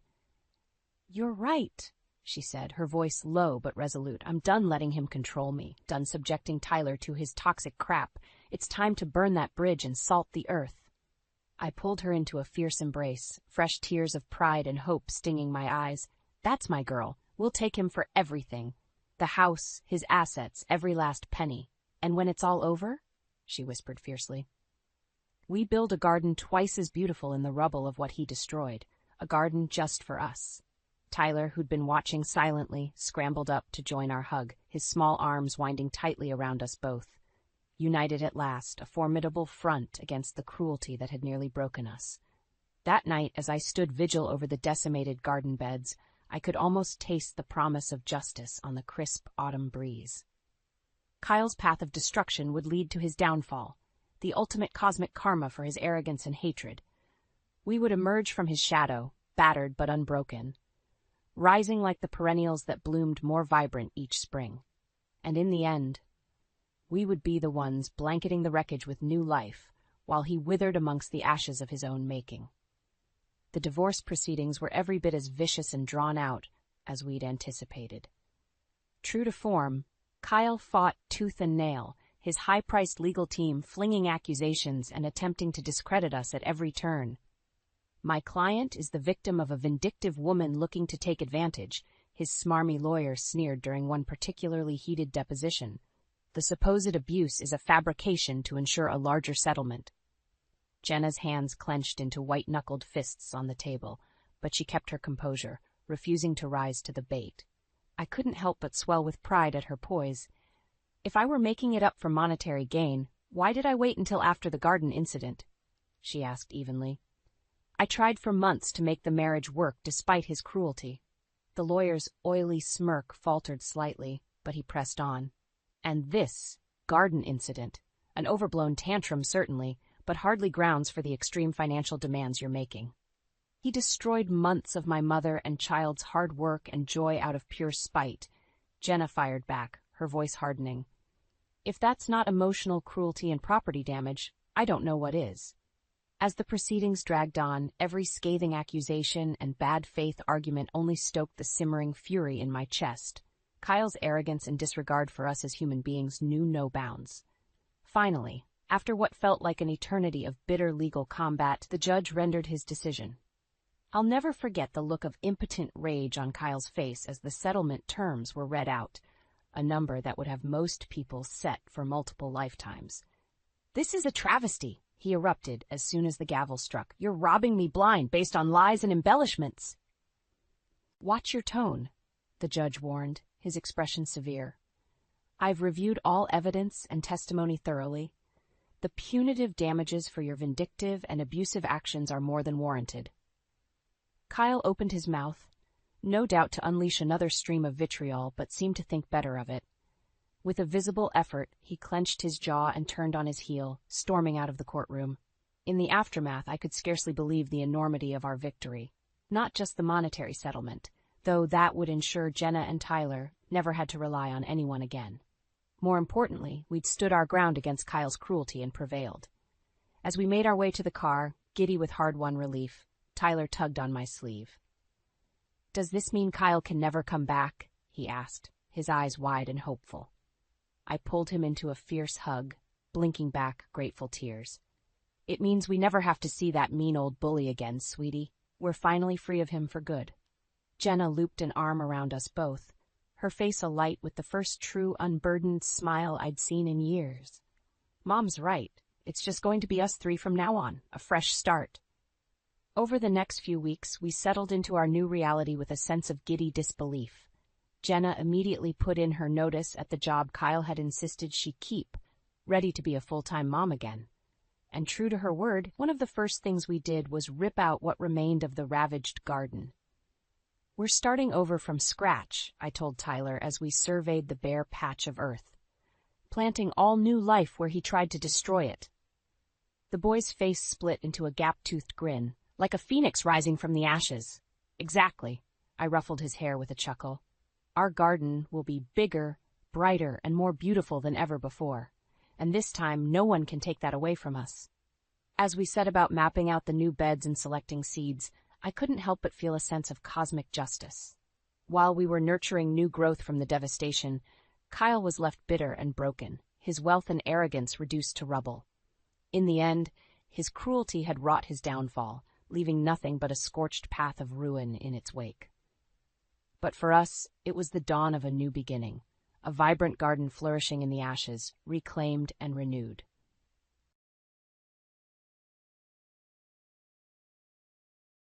I hung up the phone, my hands trembling as the weight of Aunt Miriam's words sank in. "I'm cutting you out of my will. After how you treated me, you deserve nothing." The line went dead, but her bitter condemnation echoed in my mind. Kyle stormed into the living room, his face flushed with anger. "What did that old bat say now?" I swallowed hard, bracing myself for his outburst. "She's taking me out of her will, cutting me off completely." "What?" Kyle slammed his fist on the coffee table, making me flinch. "After everything we've done for her? The ungrateful hag!" My chest tightened as memories of Aunt Miriam's kindness resurfaced. She had been more of a mother to me than my own parents, taking me in after their tragic deaths. Her home became my sanctuary, her love a constant in my turbulent childhood. But that love had twisted into resentment over the years, poisoned by Kyle's relentless demands for money and favors. I had gone along too weak to stand up to him and his overbearing parents. "This is your fault," Kyle spat, his eyes blazing with accusation. "You never stood up for us, never fought for what's ours." Shame washed over me as I recalled the countless times I had enabled his greed, sacrificing my bond with Aunt Miriam for his empty promises of a lavish inheritance. I had been a coward, too afraid to defy him and lose the illusion of wealth he dangled before me. "We're not going to take this lying down," Kyle snarled, his voice laced with determination. That money is rightfully ours, and we're going to get it back, one way or another. As he stormed out, I sank onto the couch, my mind racing with memories of Aunt Miriam's unwavering love and support. How had I let it come to this? How had I allowed myself to become so consumed by greed and selfishness, betraying the woman who had given me everything? The weight of my guilt was suffocating, but deep down I knew the truth.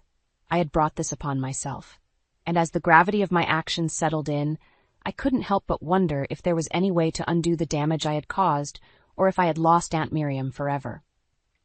The apartment felt suffocating, the weight of Aunt Miriam's rejection pressing down on me. I needed air, an escape from Kyle's seething rage and the memories that taunted me. Grabbing my coat, I slipped out, the crisp night offering a fleeting reprieve. As I wandered aimlessly, flashes of my childhood flickered through my mind. The night Dad didn't come home from work, Mom's anguished sobs as the police delivered the tragic news. The deafening silence that followed, an emptiness no 9-year-old should ever have to endure.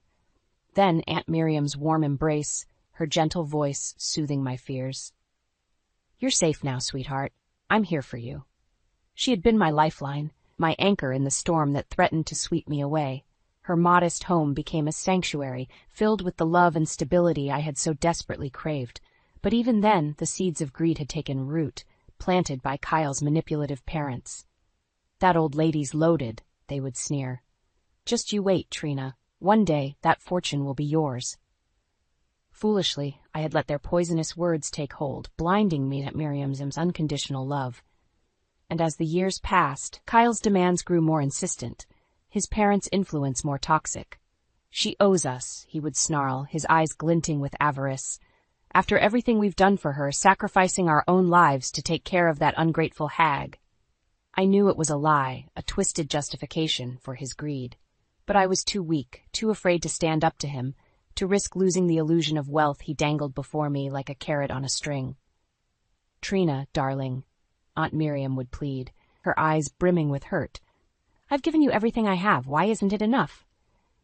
But her words fell on deaf ears, drowned out by Kyle's incessant demands and the siren song of his parents' promises of riches beyond my wildest dreams. Now, as I wandered the empty streets, the weight of my betrayal threatened to crush me. I had sacrificed the one person who had truly loved me, the one constant in my life, for the hollow allure of material wealth. Aunt Miriam's words echoed in my mind, a haunting reminder of the depth of my transgression. "You deserve nothing."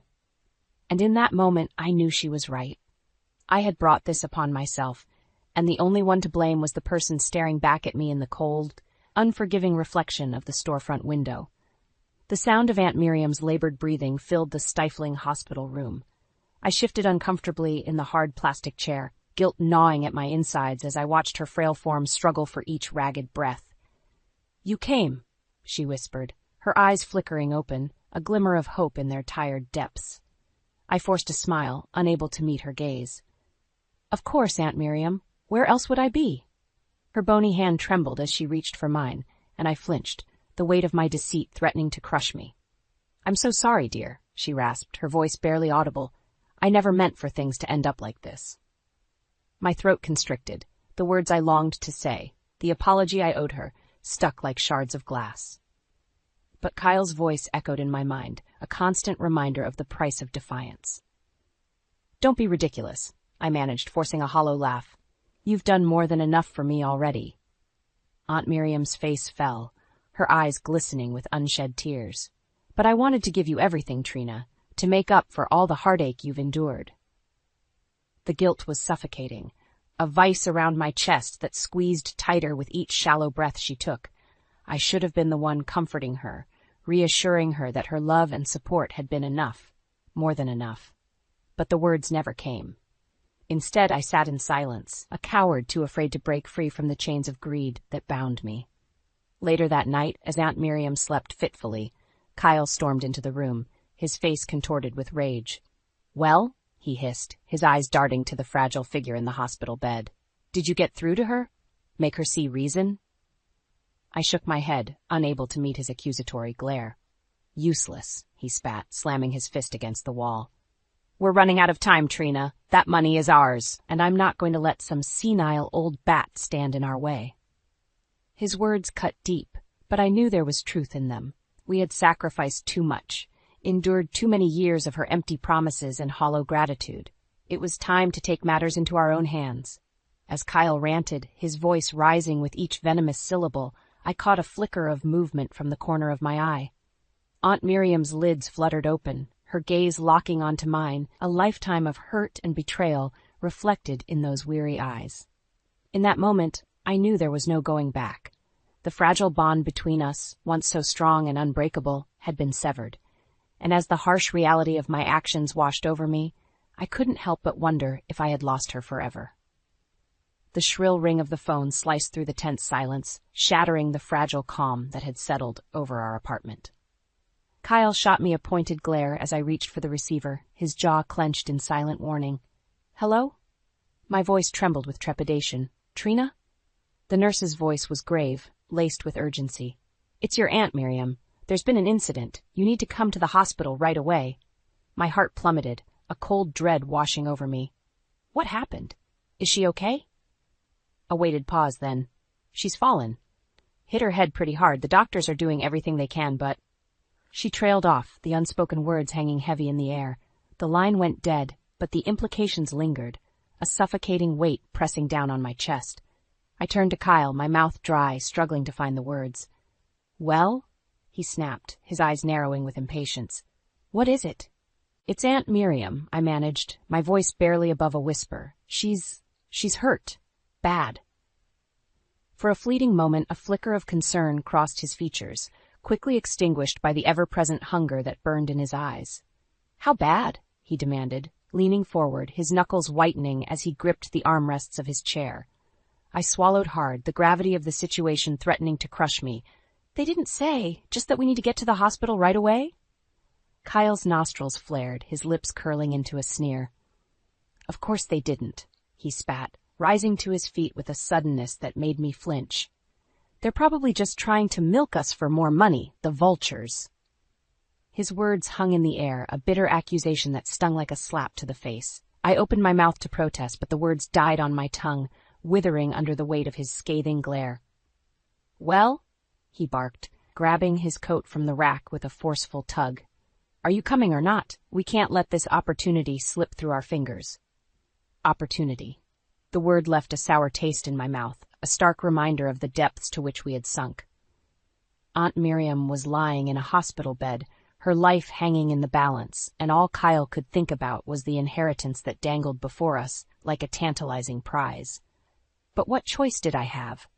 I had made my bed long ago, sacrificing my principles and self-respect for the hollow promise of wealth and security. And now, as the consequences of my actions loomed ever closer, I found myself trapped, a prisoner of my own greed and cowardice. With leaden steps, I followed Kyle out the door, the weight of my guilt growing heavier with each stride. As we made our way to the hospital, the silence between us was deafening, punctuated only by the occasional muttered curse or impatient sigh.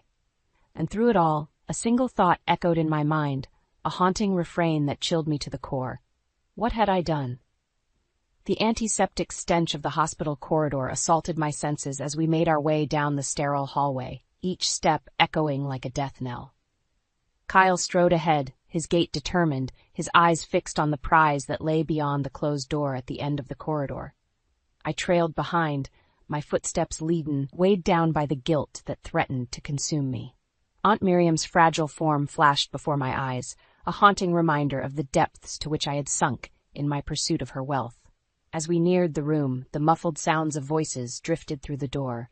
Nurses and doctors, their tones hushed and grave. A knot twisted in my stomach, but Kyle pressed on, undeterred. Without preamble, he flung open the door, the hinges protesting with a shrill creak. All eyes turned towards us, a dozen faces etched with shock and disapproval. "Well?" Kyle barked, his gaze sweeping the room with a callous indifference. "What are you all gawking at? Where is she?" A nurse stepped forward, her expression a mixture of pity and thinly veiled disdain. "Mrs. Winslow is resting," she said, her voice clipped. "She's been through quite an ordeal and needs her rest." Kyle scoffed, brushing past her with a dismissive wave of his hand. "Resting? She'll have plenty of time for that once we get her affairs in order." My heart hammered in my chest as he approached the bed, his shadow looming over Aunt Miriam's frail form. She looked so small, so vulnerable, her face pale and drawn, marred by a vivid purple bruise that bloomed across her forehead. "Aunt Miriam," Kyle crooned, his tone sickly sweet. "It's us, your favorite niece and nephew." Her eyes fluttered open, glazed and unfocused. A flicker of recognition passed across her features, quickly extinguished by a wince of pain. "Kyle," she rasped, her voice little more than a whisper. "Trina, you came." "Of course we did," Kyle replied, shooting me a pointed glare. "We're family after all, and family looks out for one another, don't they?" A tremor ran through me as the implication of his words sank in. This was it, the moment we had been waiting for, the opportunity to secure our future once and for all. "That's why," Kyle continued, his tone taking on a harder edge, "we need to have a little chat about your affairs, your will, your assets, everything." Aunt Miriam's brow furrowed, her eyes growing wide with alarm. "My will?" she echoed, her voice trembling. But I thought—" "You thought what?" Kyle snapped, his veneer of concern cracking like a brittle mask. "That we'd just let you squander everything you've worked for? That we'd stand idly by while you frittered it all away on frivolous nonsense?" His words hung in the air, a damning accusation that cut straight to the bone. I wanted to protest, to defend Aunt Miriam's honor, but the words stuck in my throat, choked by the weight of my own complicity. As Kyle raged on, his voice rising to a fever pitch, I caught sight of the nurse hovering nearby, her expression a mixture of horror and disgust. In that moment, I knew we had crossed a line, one from which there was no turning back.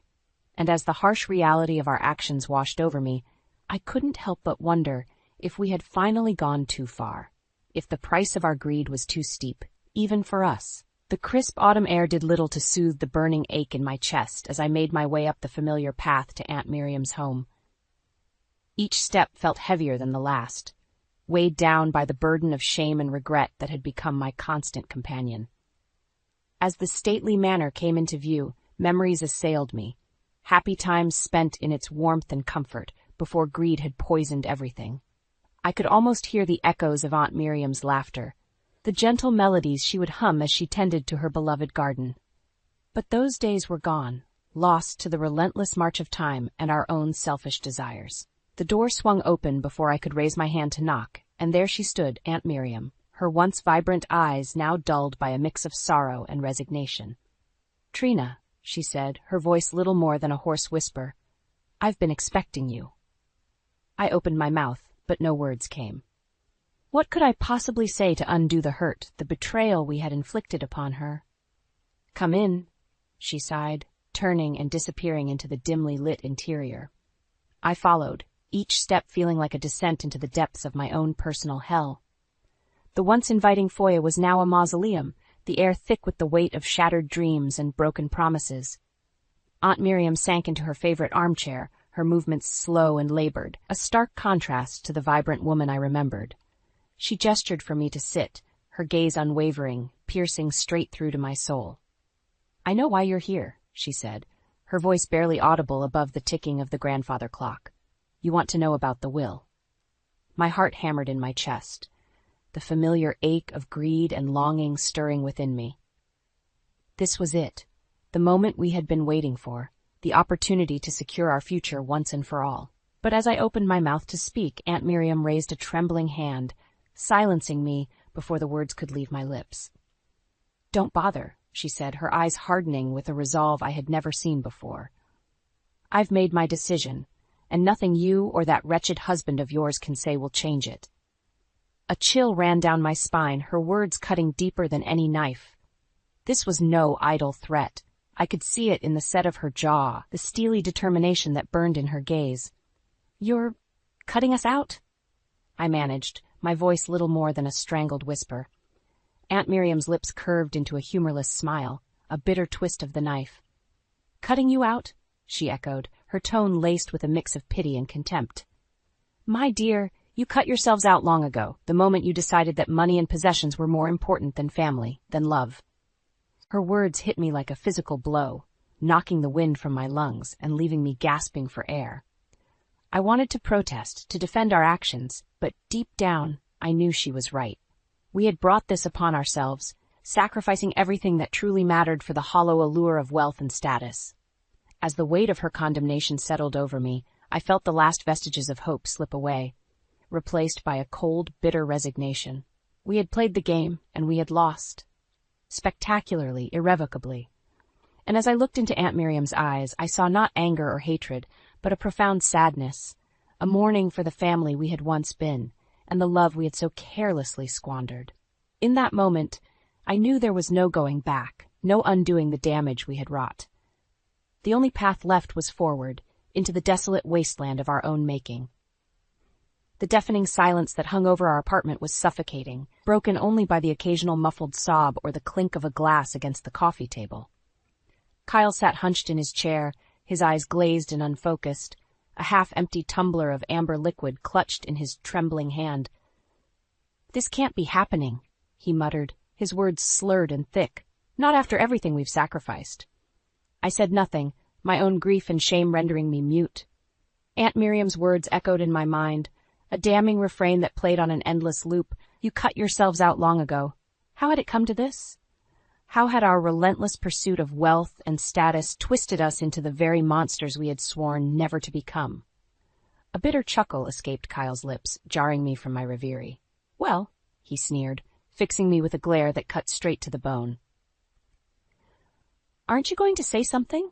Or are you just going to sit there like a pathetic lump, as useless as ever?"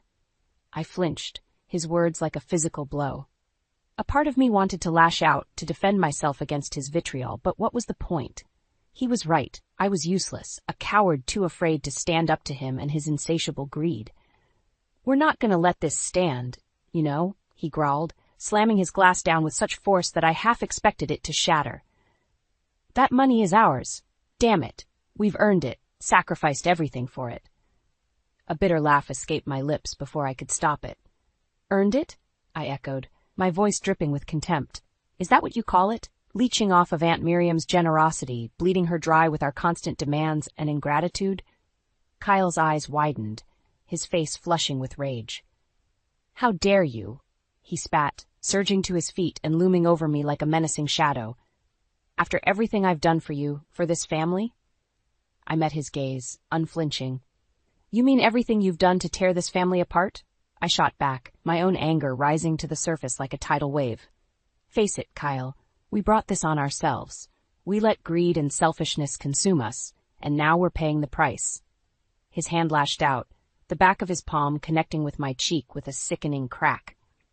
I recoiled, stars exploding across my vision as the metallic tang of blood filled my mouth. "You ungrateful bitch," he snarled, towering over me like a wrathful giant. "After everything I've given you, this is how you repay me." I said nothing, cradling my throbbing cheek as the weight of his words washed over me. He was right. He had given me everything, or at least the illusion of it. A life of comfort and luxury, dangled before me like a carrot on a string, always just out of reach.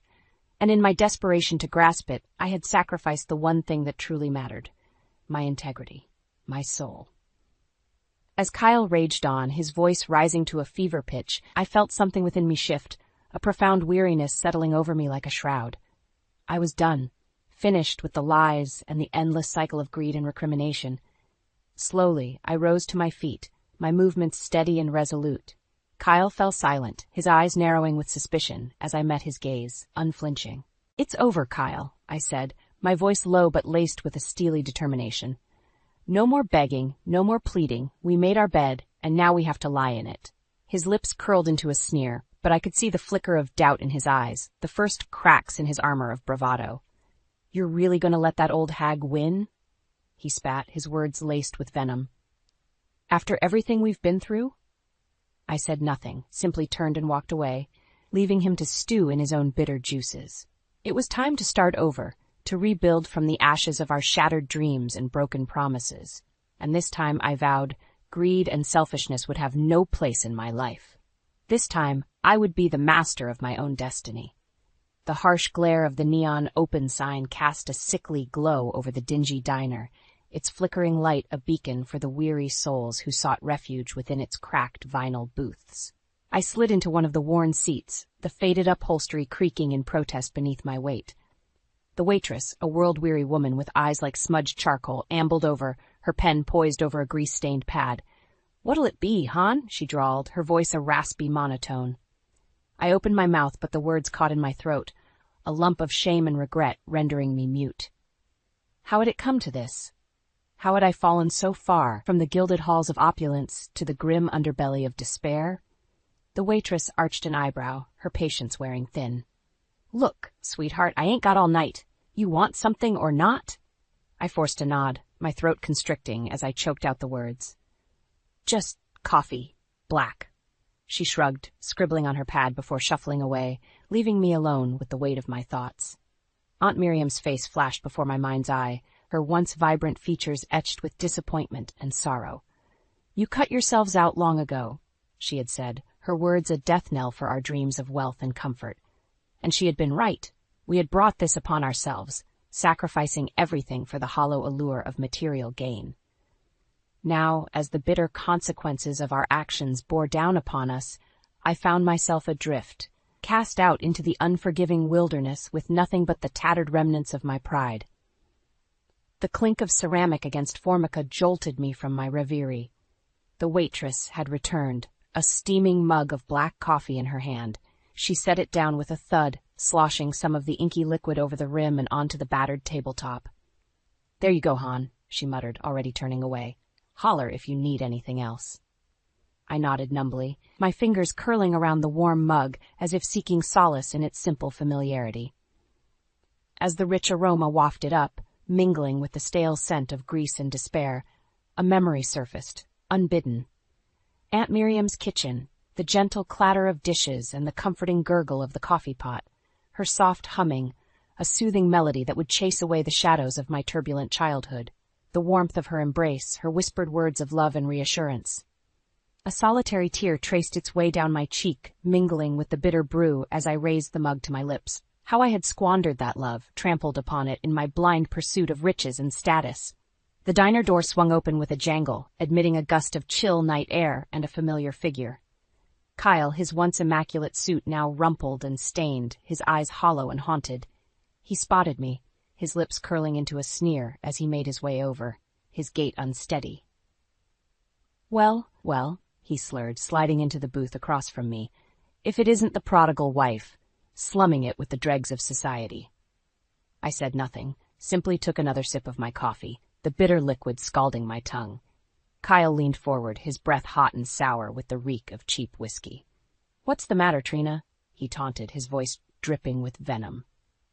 "Cat got your tongue? Or have you finally realized the depths of your failure, your utter uselessness?" His words cut deep, but I refused to rise to the bait. I had heard it all before, endured his vitriol and abuse for far too long. "You know," he continued, his eyes glinting with malice, "we could have had it all. Everything we ever wanted, everything we deserved. But you just had to go and ruin it, didn't you?" I met his gaze, unflinching. "I ruined it?" I echoed, my voice low but laced with steel. "Or did we ruin it together with our greed and selfishness?" Kyle recoiled as if struck, his bravado faltering for the briefest of moments. But the mask quickly slipped back into place, his features twisting into a sneer of contempt. "Don't try to pin this on me, you pathetic excuse for a wife," he spat, his words laced with venom. "This is all on you, and you know it." I shook my head, a weary sigh escaping my lips. "Keep telling yourself that, Kyle, but we both know the truth. We did this to ourselves, and now we're paying the price." His fist slammed down on the table, rattling the cheap crockery and drawing the attention of the few other patrons. "Shut your mouth," he snarled, his eyes wild and unfocused. "Just shut your damn mouth before I—" But I never got to hear the rest of his threat. With a sudden, decisive motion, I drained the last of my coffee, set the mug down with a hollow clink, and rose to my feet. "Save it, Kyle," I said, my voice laced with a calm finality. "I'm done. Done with your threats, your abuse, your endless cycle of blame and recrimination." His mouth worked soundlessly, his bravado stripped away to reveal the pathetic, broken shell of a man beneath. "I'm starting over," I continued, straightening my shoulders and meeting his gaze head-on. "And this time, I'm doing it on my own terms, without you, without the poison of greed and selfishness that nearly destroyed me." With that, I turned and walked away, leaving Kyle to stew in his own bitter juices. The road ahead would be long and arduous, but for the first time in longer than I could remember, I felt a glimmer of hope, a chance to atone for my mistakes, to rebuild from the ashes of my shattered dreams. And this time, I vowed, I would do it right.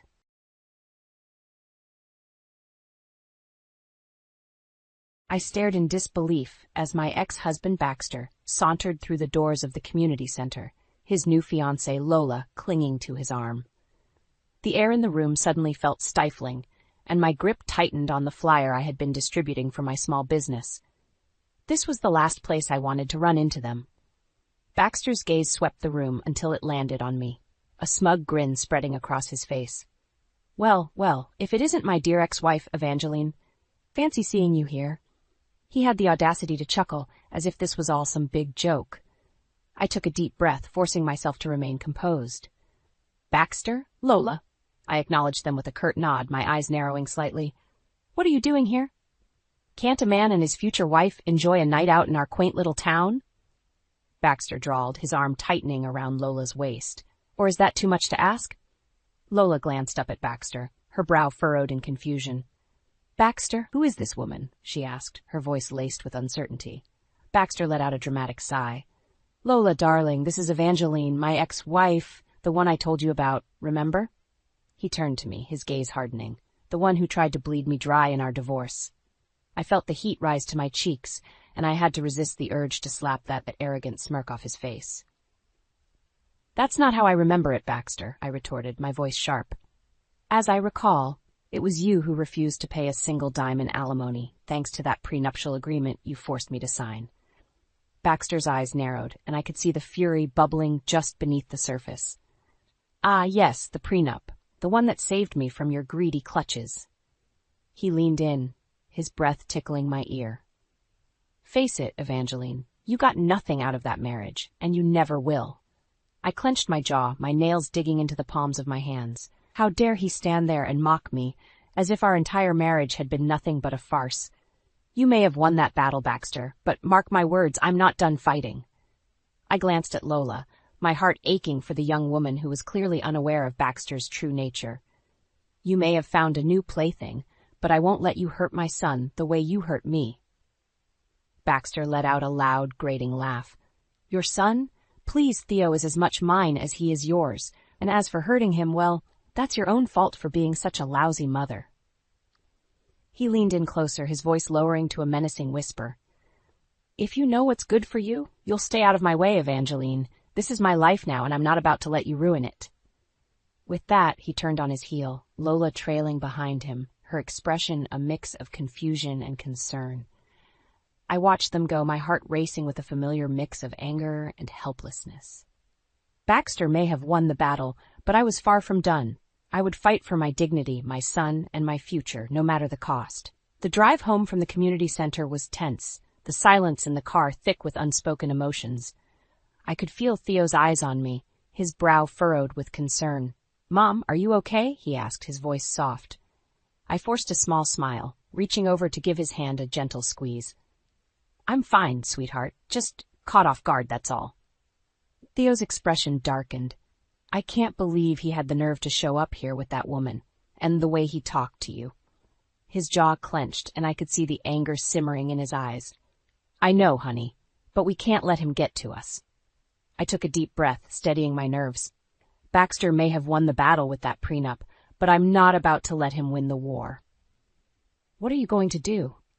Theo asked, his voice tinged with a mixture of hope and trepidation. I pressed my lips into a thin line, my mind racing. I'm not sure yet, but I'm not giving up without a fight. That prenup may have left me with nothing, but maybe there's a way to challenge it. Theo's eyes widened. You mean you're going to take him to court again? I nodded, my grip tightening on the steering wheel. I have to, Theo. I can't let him continue to walk all over me, or you. He needs to be held accountable for his actions. Theo was silent for a moment, then he reached out and placed his hand on my arm. I'm with you, Mom. Whatever you decide to do, I'm here for you. I felt a surge of pride and love for my son, my heart swelling with gratitude. Thank you, Theo. I knew I could count on you. I smiled, feeling a renewed sense of determination. Now, Let's go home and see what we can dig up on that prenup of ours. As I sat at my desk, poring over the stack of documents related to my divorce, a sense of frustration and bitterness welled up inside me. Baxter had been a master manipulator, using his wealth and power to tip the scales in his favor. That prenuptial agreement had been the bane of my existence, leaving me with nothing after years of marriage and a lifetime of memories. There has to be something we're missing, I muttered, running a hand through my hair in frustration. Baxter couldn't have been that clever. Theo leaned forward, his eyes scanning the documents. What about this clause here? He said, pointing to a paragraph of dense legal jargon. It looks like it might have a loophole. I squinted, my brow furrowing as I read through the fine print. You know, you might be onto something. This section seems a bit vague. A spark of hope ignited within me, and I felt a surge of determination. Theo, call Jasmine. I think it's time we take another look at this prenup. Theo grinned, already reaching for his phone. I'll get right on it, Mom. Let's show Baxter who he's messing with. As Theo made the call, I allowed myself a small smile. Baxter may have thought he had me beat, but I was just getting started. This was my chance to reclaim my life, and I wasn't about to let it slip through my fingers. The next few days were a whirlwind of activity as Theo and I worked tirelessly with Jasmine, my trusted lawyer, to uncover the truth behind Baxter's prenuptial agreement. It was a meticulous process, sifting through mountains of financial records and legal documents, but I was determined to leave no stone unturned. Jasmine's sharp eye and keen legal expertise were invaluable as we began to piece together the puzzle. It's all starting to make sense now, she said, her brow furrowed in concentration. Baxter used some very clever and underhanded tactics to conceal his assets during the divorce proceedings. I felt a surge of anger course through me, my hands clenching into fists. I knew he was a snake, but this is a whole new level of deceit. Theo placed a reassuring hand on my shoulder. Don't worry, Mom, we're going to make him pay for this. Jasmine nodded, her expression grim. Absolutely. We've got more than enough evidence to challenge the validity of that prenup. Now it's just a matter of getting it in front of a judge. I took a deep breath, steeling myself for the battle ahead. Then let's do it. I'm ready to show Baxter that he can't get away with this. As we prepared to present our case in court, I couldn't help but feel a twinge of trepidation. Baxter had always been a formidable adversary, and I knew he wouldn't go down without a fight. Sure enough, when we arrived at the courthouse, Baxter was already there, flanked by his team of high-powered attorneys. He shot me a smug grin as I passed by, and I had to resist the urge to wipe it off his face. Well, if it isn't my ex-wife, the financial genius, Baxter drawled, his voice dripping with sarcasm. I must say, I'm impressed that you managed to dredge up all this evidence. He let out a derisive laugh. But you and your little team of misfits are no match for my legal juggernaut. I clenched my jaw, refusing to be intimidated. We'll see about that, Baxter. This time the truth is on our side. Jasmine stepped forward, her eyes narrowing. Mr. Wright, I'd advise you to take this matter seriously. The evidence we've uncovered is more than enough to invalidate that prenuptial agreement. Baxter scoffed, his gaze sweeping dismissively over Jasmine. Oh, please. Do you really think a two-bit lawyer like you can outmaneuver my team of legal experts? This is going to be a cakewalk. Theo stepped up beside me, his expression determined. Don't underestimate us, Baxter. We're not going to let you get away with this anymore. Baxter's eyes darkened, and for a moment I saw a flicker of uncertainty cross his features, but it was gone as quickly as it had appeared, replaced by a cold, calculating gaze. We'll see about that, Theo, he said, his voice low and menacing. This time I'm going to make sure you and your mother lose everything. With that, he turned and strode into the courtroom, his lawyers trailing behind him. I felt a chill run down my spine, but I refused to let Baxter's threats shake my resolve. I had come too far to back down now. Jasmine placed a reassuring hand on my arm. Don't worry, Eva. We're going to make him pay for his lies and deceit. This time, justice is on our side. I nodded, taking a deep breath. Then let's do this. As the court proceedings unfolded, I watched with a mix of trepidation and anticipation. Jasmine and her team presented our evidence with precision and conviction, slowly but surely chipping away at the carefully crafted facade that Baxter had built around his financial empire. Witness after witness took the stand, each one adding a new layer of complexity to the narrative. Employees, business partners, and even a few of Baxter's former associates came forward, testifying to his underhanded tactics and dubious accounting practices. Baxter, in turn, fought viciously, unleashing his team of high-priced lawyers in a relentless effort to discredit our witnesses and cast doubt on the evidence. But with each passing day, it became increasingly clear that his defenses were crumbling. One particularly pivotal moment came when a former accountant, a man named Gerald, took the stand. His testimony was damning, revealing a complex web of offshore accounts and shell companies that Baxter had used to hide his assets during our divorce. Mr. Wright would regularly instruct me to falsify financial records and divert funds to untraceable accounts, Gerald stated, his voice steady and unwavering. It was all part of an elaborate scheme to ensure that he wouldn't have to pay a single dime in alimony or child support. The courtroom erupted in a murmur of shock and disbelief, and I couldn't help but feel a surge of vindication. Baxter's face had turned a deep shade of red, his knuckles white as he gripped the edge of the table in front of him. "Objection, Your Honor," one of Baxter's lawyers shouted, jumping to his feet. "This witness is clearly biased, and his testimony is nothing more than hearsay." The judge, however, remained unswayed. "Overruled. The witness's testimony is relevant and admissible." She turned her stern gaze towards Baxter. "Mr. Wright, you would do well to refrain from any further outbursts." Baxter's jaw clenched, and I could see the rage simmering behind his eyes. But he remained silent, his shoulders stiff as he sank back into his chair. As the proceedings continued, the tide began to turn against Baxter. The media coverage of the case had grown increasingly intense, with reporters digging into his past and uncovering a trail of shady business dealings and unethical practices. Suddenly, the once untouchable Baxter Wright found himself the target of public scrutiny and outrage. His business ventures began to crumble as investors and partners sought to distance themselves from the growing scandal. "This is a disaster," Baxter growled, pacing back and forth in the courthouse hallway. "How could this be happening?" I couldn't help but feel a small twinge of satisfaction as I watched him unravel. "Maybe if you hadn't spent so much time trying to deceive everyone, this wouldn't be happening," I replied, my voice laced with a hint of smugness. Baxter's eyes narrowed, and he stepped closer, his finger jabbing the air in front of my face. "This isn't over, Evangeline. I'm going to make you and that pathetic son of ours pay for this." I stood my ground, refusing to be intimidated. "Go ahead and try, Baxter, but this time the truth is on our side." With that, I turned and walked away, leaving Baxter to stew in his own anger and frustration. As I rejoined Theo and Jasmine, I couldn't help but feel a sense of renewed hope. The tides were turning, and the road to justice was finally in sight. As the trial progressed, the noose around Baxter's neck tightened with each passing day.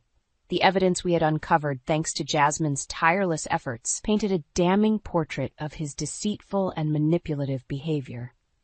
One particularly significant development came when we stumbled upon a complex scheme Baxter had orchestrated to hide assets during our divorce. Jasmine and her team worked tirelessly, combing through financial records and tracing a tangled web of offshore accounts and shell companies. "This is it, Eva," Jasmine said, her eyes sparkling with triumph. "We've got him dead to rights. The court is going to have no choice but to invalidate that prenup." I felt a surge of relief and anticipation, but also a tinge of apprehension. "Are you sure, Jasmine? Baxter has always been able to wriggle his way out of these kinds of situations." Jasmine nodded, her expression resolute. "Absolutely. The evidence is ironclad. Baxter's little game of financial hide-and-seek is about to catch up with him." I couldn't help but feel a sense of cautious optimism. After years of being on the defensive, the tables were finally turning. Baxter's arrogance and overconfidence had been his undoing, and I was more than ready to see him reap the consequences of his actions. As we returned to the courthouse for the next round of proceedings, I could feel the tension in the air. Baxter and his team of lawyers were visibly on edge, their faces etched with a mixture of frustration and desperation. Jasmine wasted no time in presenting our findings, her voice clear and confident as she laid out the details of Baxter's elaborate scheme. The courtroom was silent, save for the occasional gasp of shock and disbelief as the magnitude of Baxter's deception became increasingly clear.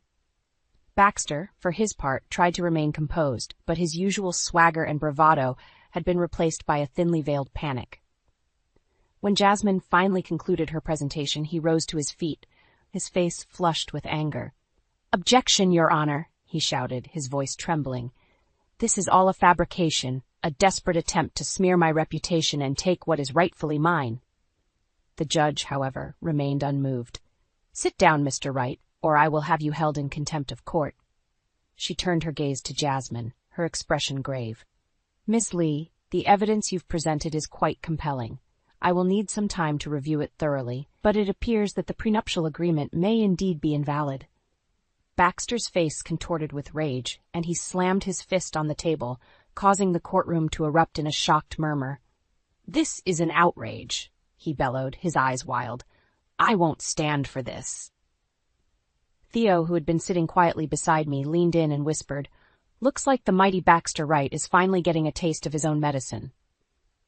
I couldn't help but agree, a small smile tugging at the corners of my lips. "Yes, my dear," I replied, squeezing his hand.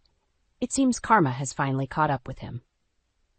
As the judge adjourned the proceedings for the day, Baxter stormed out of the courtroom, his lawyers trailing behind him like a pack of frenzied vultures. I watched him go, feeling a sense of triumph and relief wash over me. This was a victory, to be sure, but I knew that the battle was far from over. Baxter was a formidable and relentless opponent, and I couldn't afford to let my guard down. Still, in that moment, I allowed myself to bask in the satisfaction of seeing justice begin to prevail. The air in the courtroom was thick with tension as we reconvened for the final showdown with Baxter. Jasmine had assured me that our case was rock solid, but I couldn't help but feel a twinge of apprehension. Baxter was a master manipulator, and I knew he would stop at nothing to protect his ill-gotten gains. As Baxter strode into the room, his gaze swept across the faces of the judge, the jury, and finally settling on me. His lips curled into a sneer, and I could see the raw fury burning in his eyes. "Well, well, if it isn't my dear ex-wife Evangeline," he drawled, his voice dripping with disdain. "I must say I'm impressed that you've managed to drag this circus out for so long." I clenched my jaw, refusing to be baited. "Save it, Baxter. Your games are over." Jasmine stepped forward, her expression unwavering. "Your Honor, we are prepared to present our final evidence against the validity of the prenuptial agreement between Mr. Wright and Miss Reed." The judge nodded, her gaze stern. "Very well, Miss Lee. You may proceed." Jasmine launched into a meticulously detailed presentation, outlining Baxter's elaborate scheme to conceal assets and manipulate the financial records during our divorce proceedings. She called witnesses, presented documents, and systematically dismantled Baxter's defense, leaving him visibly rattled. At one point, Baxter attempted to interrupt, his voice rising in a desperate attempt to discredit the evidence. "Objection, Your Honor. This is all a fabrication, a blatant attempt to rob me of what is rightfully mine." The judge, however, remained unfazed. "Overruled, Mr. Wright. Ms. Lee's presentation is factual and well substantiated. I would advise you to refrain from further outbursts." Baxter's face flushed with fury, and I could see the veins in his neck pulsing. But he remained silent, his eyes narrowing as he glared at Jasmine. As the presentation drew to a close, Jasmine turned to face the judge, her expression solemn. "Your Honor, based on the overwhelming evidence we have presented, we are confident that the prenuptial agreement between Mr. Wright and Miss Reed is null and void. Baxter Wright's blatant deception and manipulation have rendered the agreement invalid, and we respectfully request that it be set aside." The courtroom erupted in a murmur of anticipation, and I felt Theo's hand squeeze mine, his eyes shining with hope. I held my breath, my heart pounding in my chest as the judge considered Jasmine's words. After what felt like an eternity, the judge cleared her throat, her gaze sweeping across the room. "Having carefully reviewed the evidence presented by Miss Lee, I find that the prenuptial agreement between Mr. Wright and Miss Reed is indeed invalid.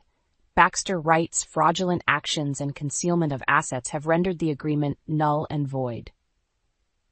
The courtroom erupted in a thunderous applause, and I felt a surge of relief and triumph wash over me.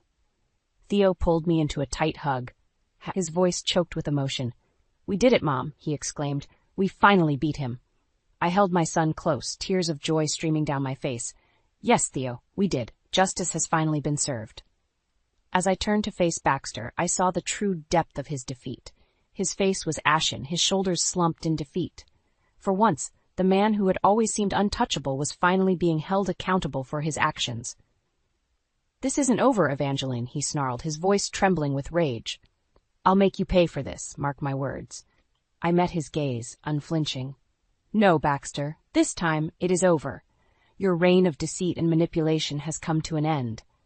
With that, I turned and walked away, knowing that I had finally reclaimed the power he had taken from me all those years ago. In the aftermath of the court's ruling, Baxter's once formidable empire began to crumble at an alarming rate. The public scrutiny and legal repercussions of his fraudulent activities had a devastating impact on his business ventures and personal life. I watched with a mixture of satisfaction and pity as Baxter's world came tumbling down around him. His fiancée, Lola, was the first to abandon ship, her eyes filled with a betrayal that cut him deeper than any legal setback. "How could you do this, Baxter?" she cried, her voice laced with a raw, emotional pain. "All this time I thought you were this successful, upstanding businessman, but you're just a liar and a cheat." Baxter for once was rendered speechless, his usual bravado nowhere to be found. He stood there, his shoulders slumped, as Lola gathered her belongings and stormed out of their shared apartment. I couldn't help but feel a twinge of sympathy for the young woman, despite the animosity I held towards Baxter. She had been an unwitting pawn in his twisted game, and I knew all too well the sting of being betrayed by the person you trusted the most. But my empathy for Lola was quickly overshadowed by the sense of justice being served. Baxter's business ventures, once a source of his immense wealth and power, began to crumble under the weight of the revelations that had come to light during the court proceedings. Investors and partners, once loyal to Baxter, now scrambled to distance themselves from the tainted empire he had built. Lawsuits and investigations piled up, and Baxter found himself facing the very real prospect of financial ruin. "This is all your fault, Evangeline," he snarled, cornering me outside the courthouse one day. "If you had just left well enough alone, I could have continued living in peace." I met his gaze, unflinching. "This is the consequence of your own greed and deceit, Baxter. You brought this upon yourself." He let out a frustrated growl, his hands clenching into fists at his sides. "I'll make you pay for this, mark my words. I'll take everything from you, your business, your son, your pathetic excuse for a life." I couldn't help but feel a pang of fear at his words, but I refused to let it show. "Threatening me won't do you any good, Baxter. The damage has been done, and you have no one to blame but yourself." With that, I turned and walked away, leaving him to stew in his own rage and despair. As I rejoined Theo and Jasmine, I couldn't help but feel a sense of satisfaction. "It's over, Theo," I said, my voice barely above a whisper. "Baxter's reign of terror is finally coming to an end." Theo wrapped his arms around me, and I could feel the tension in his body slowly dissipate. "I'm so proud of you, Mom. You never gave up, and now we can finally move on with our lives." I nodded, a small smile tugging at the corners of my lips. "Yes, my dear. And not only that, but I believe it's time we do something to help those who were wronged by Baxter's misdeeds." Jasmine, who had been listening quietly, stepped forward, her eyes shining with understanding. "I think that's an excellent idea, Eva.